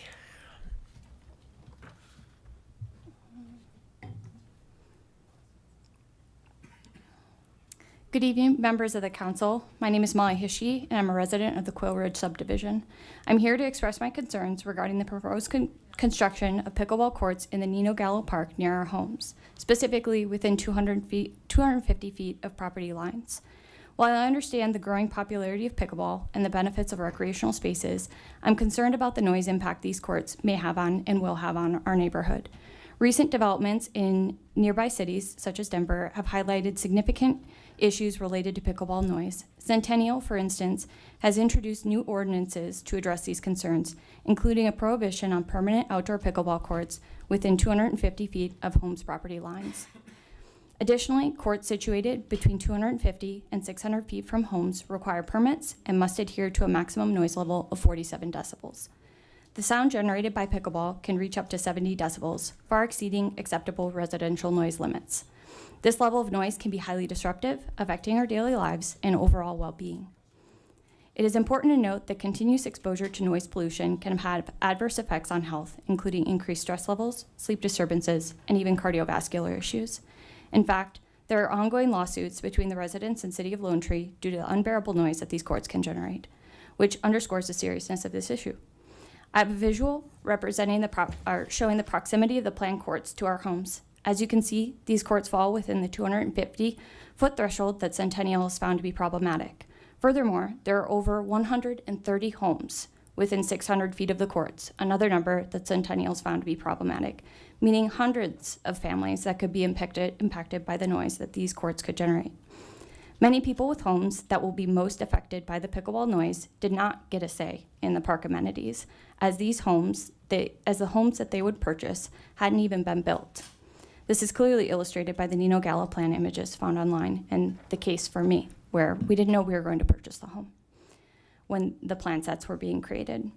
The proposed location is simply too close, and we believe it will lead to significant noise disturbances in our community. I've spoken with some of my neighbors, and we share a unified concern about the potential impact to our quality of life. We are not opposed to the development of recreational facilities, but we strongly urge the council to reconsider the placement of these courts. Ideally, we would like to see the courts relocated to a more suitable area, further away from residential properties. Alternatively, we request that the city implements effective noise mitigation measures, such as enclosures or structures, to ensure that the impact to the nearby homes is minimized. In conclusion, we ask the council to prioritize the well-being of its residents and take these concerns into serious consideration. By working together, we can find a solution that balances the needs of the pickleball community with the rights of the homeowners to enjoy a peaceful living environment. Thank you for your time and attention to this matter. Thank you, Molly. Thank you for bringing up those concerns. Ian Huss.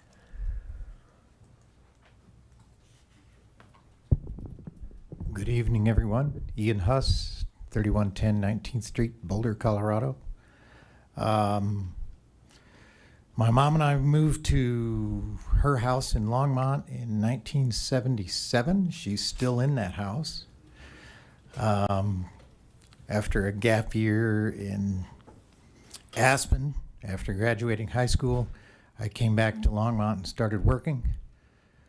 I got a job at DFM Engineering in Longmont in 1981. I retired from that job after 39 years in 2020. While I was in Longmont, I started taking flying lessons in 1987. In 1993, I bought an airplane to resurrect and started working on that.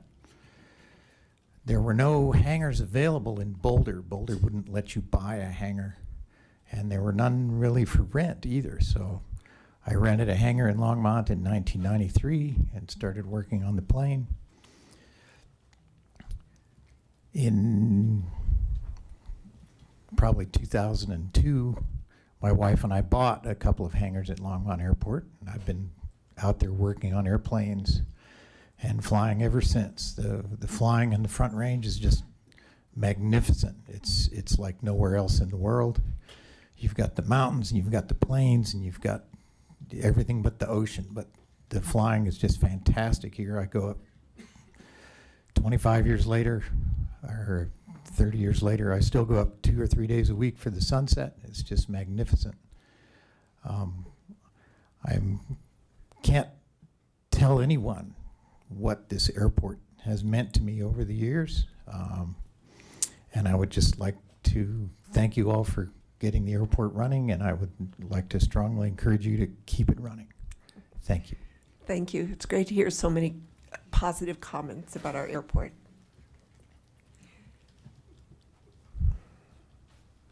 Strider.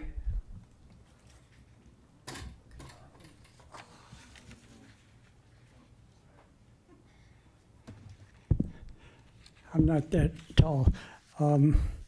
Yeah, Strider Benston, 951 17th Avenue. There's a lot of nuance that's come up tonight, and I hear some pretty good responses that some of the points you guys have already dealt with very well. There needs to be more dialogue and communication, but real issues are coming up, and that's what we're facing the abolition of in our country, depending on how the election goes this year. People from Longmont Public Media were here, and I learned things I hadn't known. Marco actually helped me get my computer finally working today after 8 years.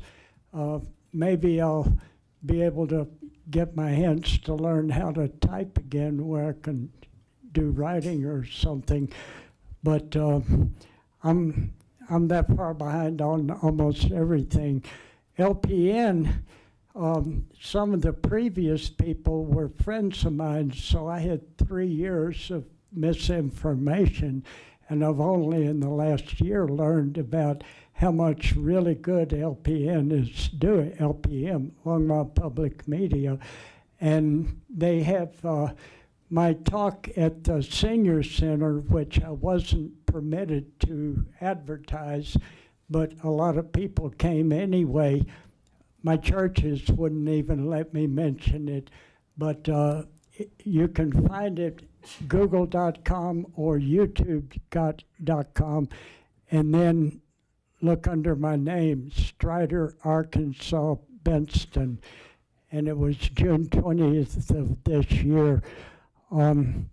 I put 60 years into the civil rights movement. It was 60 years ago this month that I joined up. I even have my my SNCC button on my hat still. It's one of the few things I haven't lost in the last 60 years. Poverty, never being allowed to have a real job, especially after I got my master's in philosophy and history and humanities and degree in political science. Being in the poverty class, I can't much have access to many things. One of them being in 2 days in Boulder, they're dedicating a Martin Luther King Drive, part of Highway 36. But I'm not allowed to speak because I've only put 60 years into the movement. And it's hard to understand things, but we know what's happened with this country. Everything has gotten into war and chaos and hatred. And the county clerk in Mesa County is on trial today, 14 felonies for how they stole the hardware of the voting machines, and she got taught to do that by Steve Bannon and the Pillow Guy, and so that's kind of what's going on. The Supreme Court has already abolished the Constitution by saying the president is a king, that he can disregard or violate any law, and it's okay for him to do that.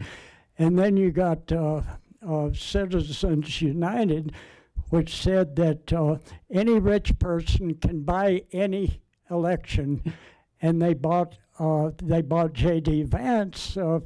Peter Thiel bought him, and this guy, Tim Mellon of the Mellon family, has put $227 million into buying senators, and if we don't get rid of that, we will not have a country anymore. And our former president declared a couple of days ago, if I get back in, you don't have to bother with elections anymore. We'll fix that. He said precisely that, which he means abolishing the democracy that we fought for 250 years ago. Thank you. Stay awake or get woke. Thank you, Strider. All right, the next, I'm going to call on 5 people since there are only 5 left. Steve Altshuler, Vic Pizzo, Eric Serrani, David Roederer, and Stephanie Yukas.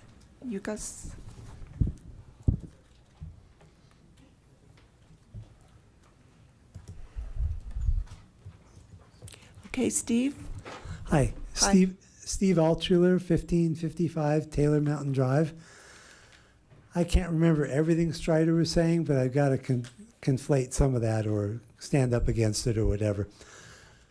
The Supreme Court did not say that a president can do anything that they want.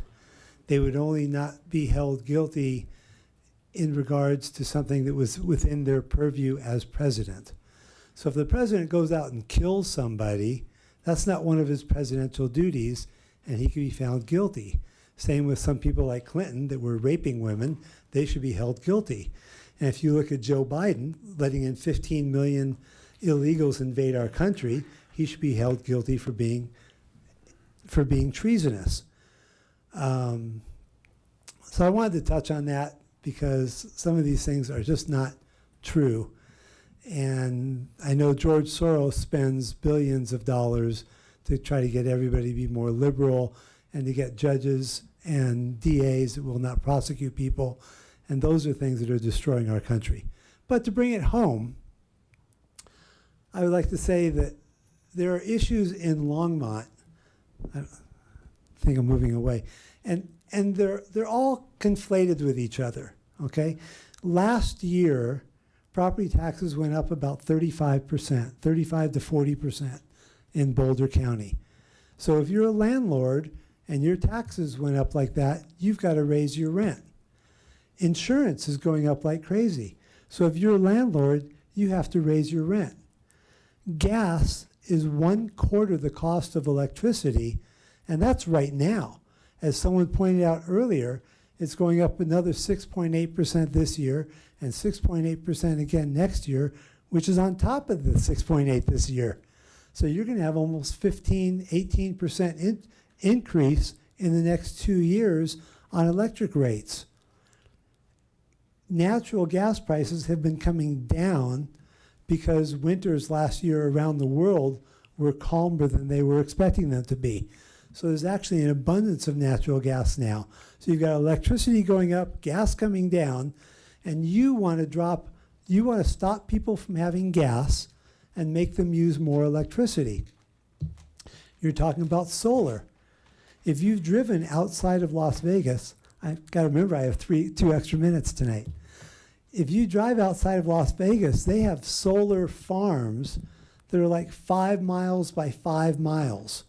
All you see is a mountain of solar panels. They've actually tested the heat, and I believe the heat under the solar panels is 15 degrees hotter than above the solar panels. So you're ruining the environment. You're killing animals that are underneath the solar panels as you're generating more solar electricity. Solar electricity is not very efficient. The most efficient is natural gas. You want to get rid of that. The next most efficient is nuclear, and a lot of people want to get rid of that. Wind power and solar power right now only provide about 8% of what we use as a nation. And it's unreliable because on a cloudy day, your solar doesn't work. If it's not real windy, your windmills aren't working.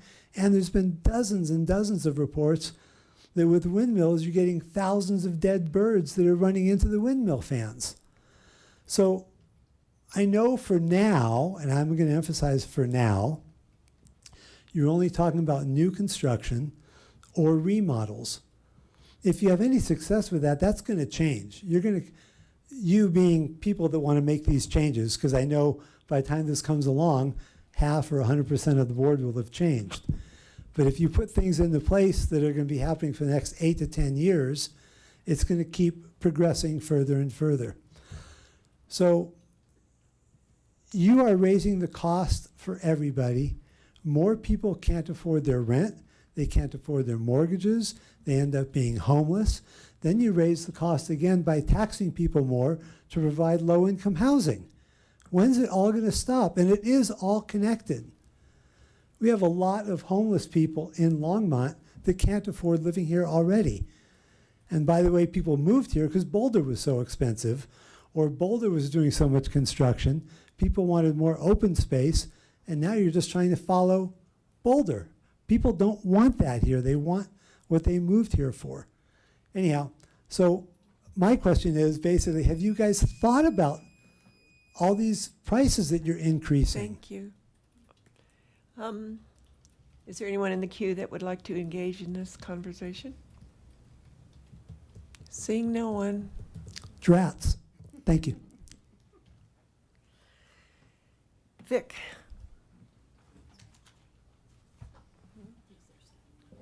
Yeah, thanks. My name is Vic Pizone. I live at 1910 Clover Creek Drive in Longmont.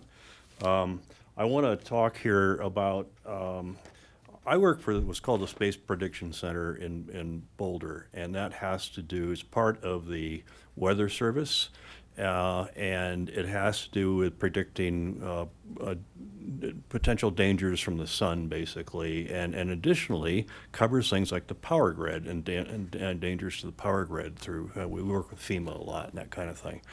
And I've been doing this for like 50 years or more, okay? So I've been around for a long time and I know kind of the whole picture very, very well. One of the first big threats electric-wise is from a natural cause. It's called coronal mass ejections. These are storms from the sun that propagate out from the sun and hit the earth, impact the magnetosphere, squish it around, create big currents, which drive electric currents on the surface of the earth. Now, they first became aware of this as far back as 1859.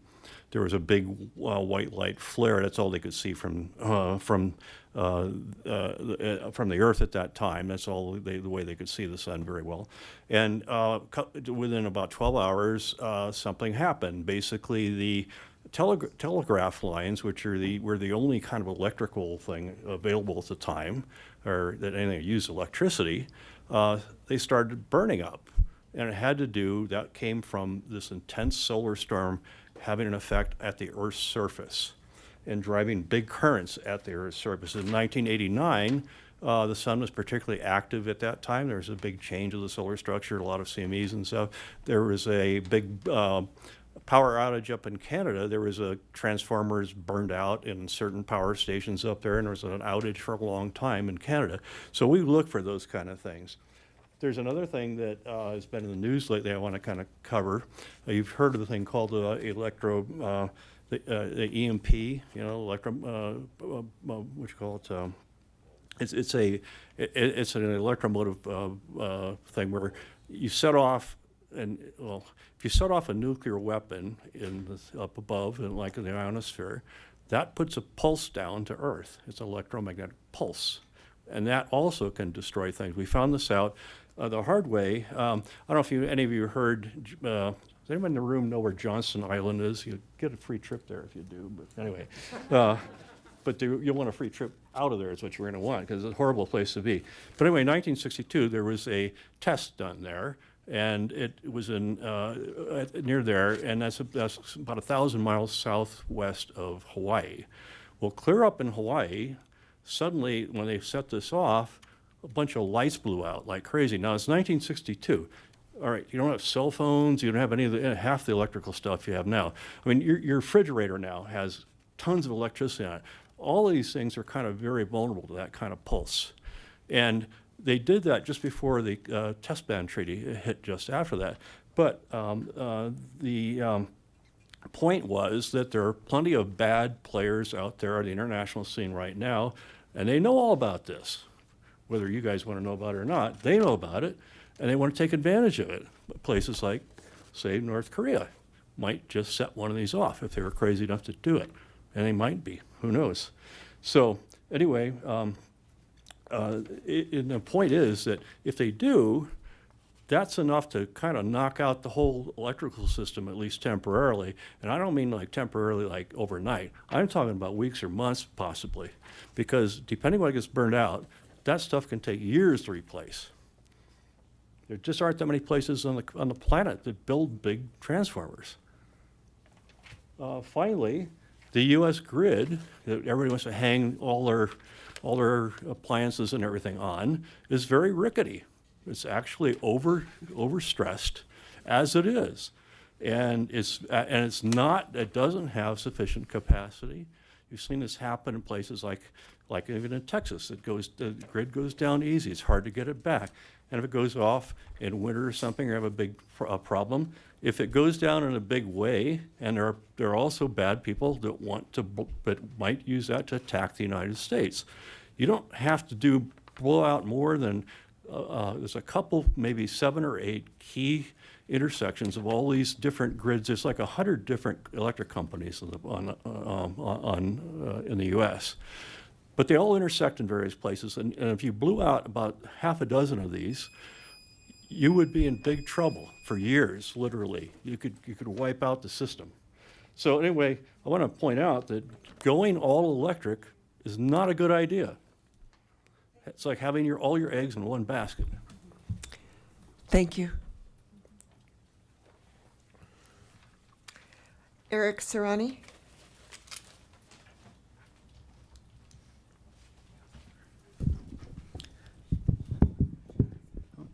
Thank you, Mayor Peck, City Council members. Oh, I'm sorry. Councilmember Marcia Martin has her hand up. So hang on, don't go away. Councilor Martin. Thank you, Mayor Peck. Just quickly, I think probably people still remember when we had the big windstorms a couple months ago, and Xcel Energy took power down in a bunch of neighborhoods because they were afraid that they were going to have catastrophic power losses that would cause fires and stuff. if there was damage to the grid because of the windstorm. And Longmont didn't have that problem because Longmont had built safeguards and redundancy into its distribution grid, so there was no danger of that sort of thing happening. And sure enough, it didn't happen, and Longmont had no outages because of the windstorms.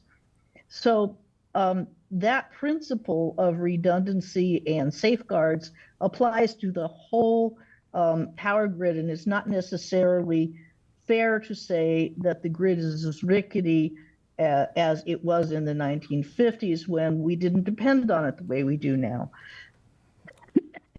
I'm not saying that it's good enough yet, but I will say that Longmont in particular has had money in its budget for grid hardening for the last 5 years. So let's be more quantitative about and less alarmist about the way that we talk about those problems. Thanks. Yeah, I think, your windstorm, that's a lot of hot air in a sense, you're talking about really minor little disturbances. I'm talking about really big things which we haven't had, and just because it hasn't happened in our lifetime, like this 1859 storm, that doesn't mean it's not going to happen. And when it does happen, it's going to be a heck of a big blow to the country, and we need to really get ready for something like that. It may not happen immediately, but if it does happen, you're out for a long time. Okay, thank you. You're up. All right. Mayor, City Council members, thank you for the opportunity at this open forum to speak. I just wanted to come tonight. Oh, my name is Eric Serrani, 2705 Long Lane in Erie. I just wanted to come tonight to share my positive experiences with small airports and the many benefits of them and why we need to keep them around. My grandfather took me for a ride when I was 3 years old in his 1946 Aeronca Champ from a grass strip just outside of Chicago. That ignited a spark inside me that has yet to be contained. I went on to get a scholarship to achieve my private pilot's license when I was a teenager. It's a very expensive thing to do. A group of aviators helped me achieve that dream so that I could follow in his footsteps. I attended CU Boulder, got my bachelor and master's degree in aerospace engineering, and have flown 120 plus youth through EAA's Young Eagles program and started a youth engagement organization out of our hangar to continue to pass that spark along to the future generation. Currently, I own a aviation-themed restaurant in Denver, just another way to inspire people to go chase their dreams. And who knows, if the city of Longmont is friendly to aviation, I might come start Georgetta's Buffet out here. So, we would all like that. Yeah. There's many benefits to small airports, many of which have been discussed already today. Economic benefits, flying goods and services and money into the city, firefighting and rescue. Good example of what's going on outside today. A lot of small firefighting activities take place out of these airports. For example, the Boulder Airport, which may not exist anymore, hosted the second largest airlift in the country when the floods happened in 2013, second only to Hurricane Katrina. And then many research operations take place out of Longmont. I previously was an engineer for the National Ecological Observatory Network.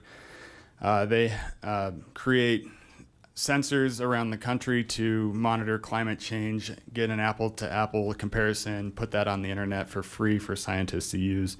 They also fly many airplanes over these research areas to see what's happening to the earth below it. Currently, there's a massive pilot shortage. There's a large number of baby boomers retiring from the industry, and the overall demand is growing. These small municipal airports are key to keeping air travel alive and affordable, with affordable and accessible flight training to everyone. Currently, there's a lot of not in my backyard attitudes in Boulder County towards these small airports. Why don't we just go fly somewhere else is basically what we hear a lot. If everyone shares these attitudes, the shortage will continue to grow. your $300 ticket to go visit a sick family member will suddenly cost thousands of dollars. This scenario disproportionately affects low-income families and makes the already high barrier of entry to flight training even higher, which will just further increase the wealth gap in our country. Safety is another issue. I'm sure you've seen a number of news headlines recently regarding safety in aviation. This is just because we're pushing many people into flight training quicker, or into the airlines quicker than we ever have before. And if we keep shutting down these small airports, the shortage of pilots will only continue, and we'll only see more and more of these unfortunate headlines. So thank you everyone for your time today, and please support the airport. Thank you, Eric. David Roederer.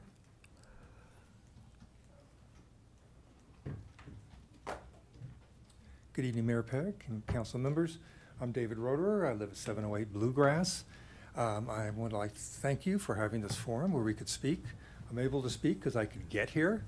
I basically had three choices to get here tonight. One would be public transportation, but it wasn't very feasible as my bus would have stopped at 5 o'clock. I would have to get here hours early. David, Yes. would you mind pulling that mic closer to your mouth? Oh, I'm sorry. Is that better? Much. Would I keep going or start over? No, keep going. So I was saying that public transportation wasn't very feasible as it ends at 5 o'clock. I would have had to gotten here very early and be walking home in a few minutes. The second choice would be to drive, which was very feasible, as this is a very car-centric city, a little bit too much in my opinion, which is why I'm here. And my third choice would be human-powered, which I chose to bicycle here. Driving would have taken me about 10 minutes. It's about 3.5 miles. Bicycling would have been about the same, except there's not really very many safe routes. So I actually had to go west to get to safe roadways to come back east downtown from Southwest Longmont. So it took me almost 30 minutes to get here. Driving, I would have to turn 3 or 4 times. Bicycling, I had to turn, I've lost count at 17, so I'm going to round it off to about 20. Each turn is a conflict point. Actually, every roadway is a conflict point, but a turn is a conflict point where I have to stop, engage traffic, figure out what's going on. So it's not very safe. So I would like to encourage all of you to please give us transportation alternatives in the city, because there really aren't any. Phil and Ben, I'm on the BIC committee too. They're doing great work. Please support them. We need alternatives to transportation here because it's very difficult to get around without a car. Thank you very much. And just FYI, we do support them wholeheartedly. We do. We need more. We need more active. We need things to happen. Things So- are changing very quickly, Mayor. Are you heard about the microtransit that is coming? I've heard about it. Okay, so we have a vendor, and they will be starting in September. Yes, and thank you for that, and we need more. We need bus service, we need it expanded, we need it more times, and it's expensive, I agree it. We need to disincentivize cars, incentivize alternative transportation. We've got fires burning here, we all know it, people have been mentioning it tonight. Automobile traffic, or the internal combustion engine, pardon me, as you know, I'm sure, is one of the major contributors to CO2, which is the major greenhouse gas, which is why we're having a climate crisis and these fires that are burning people's homes. It's crazy what we're doing. We don't have enough. I agree completely. I think this whole council can say we've been working on it as hard and fast as we can. Work harder, please. Okay. Yes. Stephanie.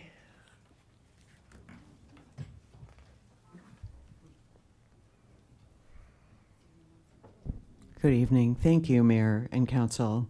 I know that I'm the last one and it's late and you're tired. I get that, and I'm sorry.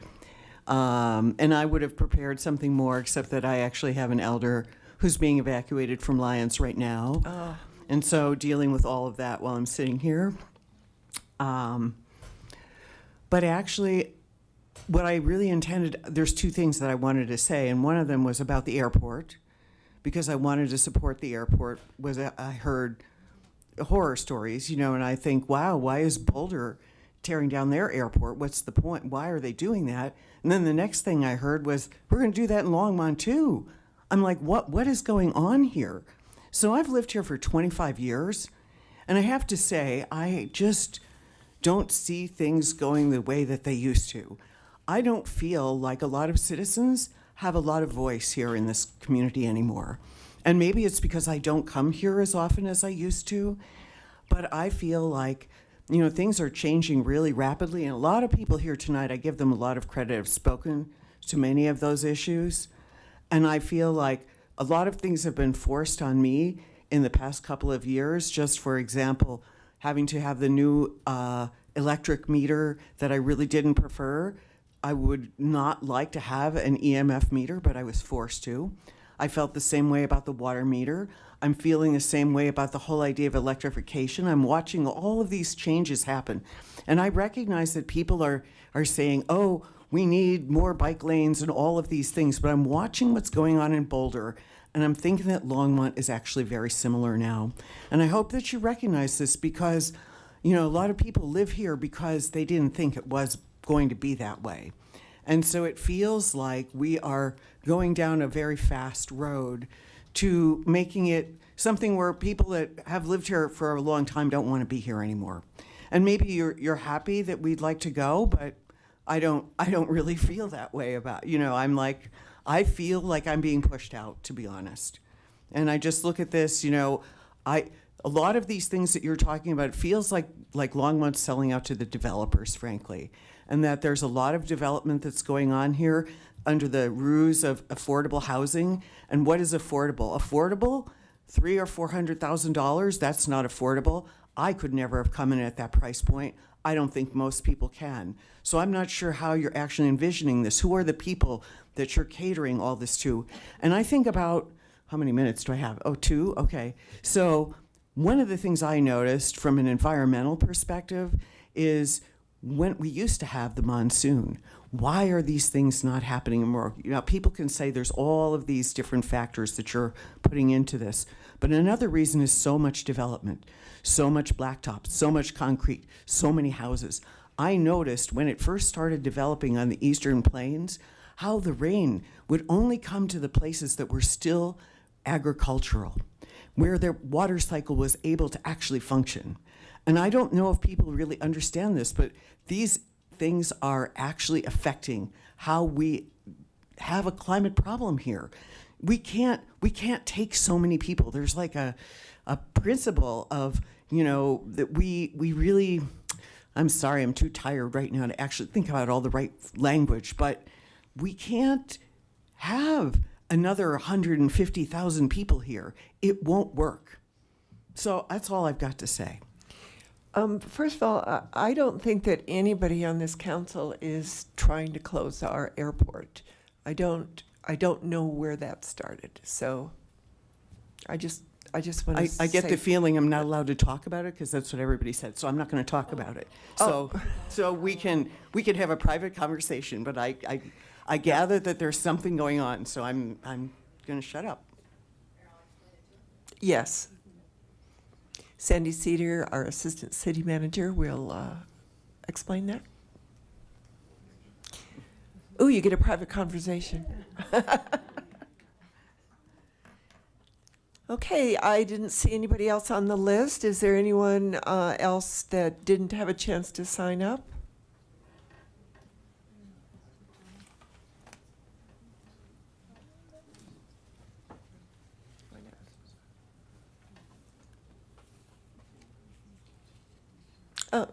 Yes. I don't know your name, so I can't call on you. Okay. Yes, but I don't know his name, so Yeah, sorry about that. Okay, let's see if I can. Okay. Yeah, my name is Jonathan Hoffland, 1036 Willow Creek Circle, Longmont, Colorado. And I want to reiterate some of the things that were stated by JD and Tara Menza and Eric and a bunch of the other pilots about the airport. Support for the airport is really important. I'm not a pilot, maybe someday, hopefully. But worked as an engineer in town for 25 years, been here like 25 years, just like Stephanie. And when I was let go from my previous job, I looked, and a number of the jobs that were available that paid halfway decent money right now are aerospace and defense. And so having an airport in town is vital to the economy in a much broader way. And then not as a pilot, but just have just a new grandfather, last 2 years, and having my son in town once in a while, grandson in town, walking around the park and watching airplanes fly over. I live in the flight pattern, and I love it, okay? And I love it when my grandson looks up and sees the planes and is excited. And there's something about that Boulder's going to lose, okay, if they keep on the path they are. So that's the one thing I want to speak about. The other thing is, I think that what I've seen is there's been a significant push towards affordable housing at the expense of affordable living, okay? I think we need to talk about affordable living, okay? This all-electric idea isn't going to help affordable living, in my opinion. And other people have spoken to that. When it comes to the increases in water prices and electric prices in the last few years, and I know that the electric prices have gone up, there's a majority of the increases in the utility rates is due to the conversion over from the historical energy sources to the supposed green energy sources. And that is not helping affordable living at all. So I want to, suggest that we look at the unintended consequences of some of the things we're doing. Another thing that's happened is corporate apartment complexes popping up everywhere in the name of affordable housing.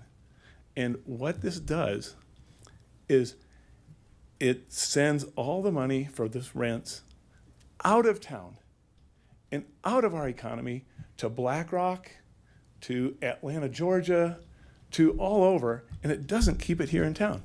And a similar thing that happened in the past is, I know 10 years ago that the city decided to not, they changed their insurance company to where the insurance for the city employees wouldn't let people go to get their medical service at LUH, a local hospital. All that money, city, out of the city, to corporate interests. And I think it's very short-sighted. Say, oh, we can save some money here on this, and we can make affordable housing, but what we're not doing is making affordable living. I've lived here 25 years, and I've seen a lot of things happen. I've moved here for a lot of things. It's a wonderful city. I love this city. They're putting proposing the Quail annexation near my house, and they're talking about putting 310 keys on like 16 acres. It's insane, okay? It's like nothing else in the area. It's gonna change the whole community in a negative way. What we want is stable communities, and I don't think this will do it. And I'm speaking as a developer. After I've lost my job, I'm actually developing a piece of property, not here in town, but in the state, and I can build legally up to 11 units on that property. I'm building about half that is what I'm planning on building. 310 units? That's insane. Thank you.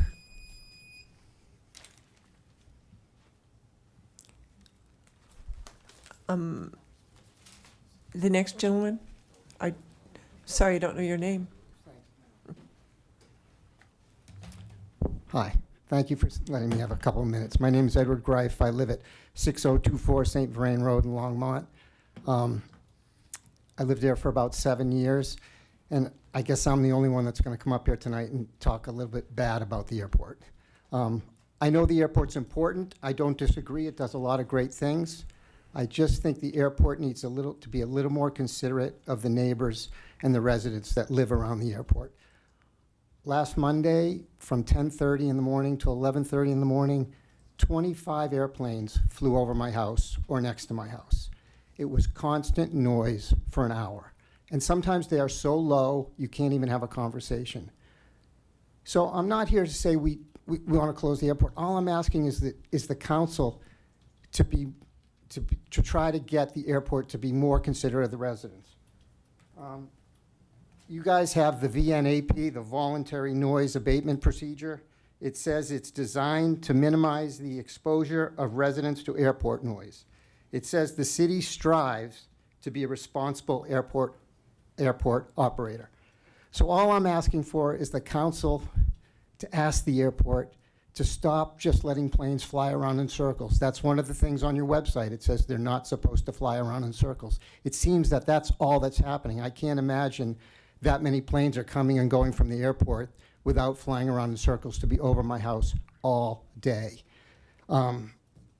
It's a big sky out there. There's lots of mountains and planes. They can go all different places. I don't understand why they're flying around in circles. It's taking a lot of our quiet, beautiful space that we have in Longmont. We chose to live out there because it's quiet, and all we hear right now are airplanes. And I know the airplanes do great things, and I know I'm really happy that the airplanes are taking care of the fire, and those are actually very quiet, but all I'm asking is for you guys to get involved and try to let them to be more considerate of the people that live in Longmont. Thank you. Thank you very much. Thank everyone for coming tonight. It was really educational on both parts, I think, and truly enjoyed it. You can contact any of us through the website, through emails, through phone, if you would like one-on-one or to meet with us or talk with us. Please take advantage. We're here to represent you. And I don't know about the rest of the counselors, but I've taken a lot of the things that you have mentioned to heart. And hopefully together we can continue to build a great city.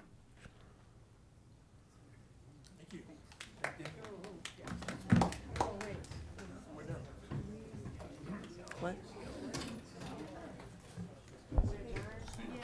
No, we're going to have mayor and council comments if you have any.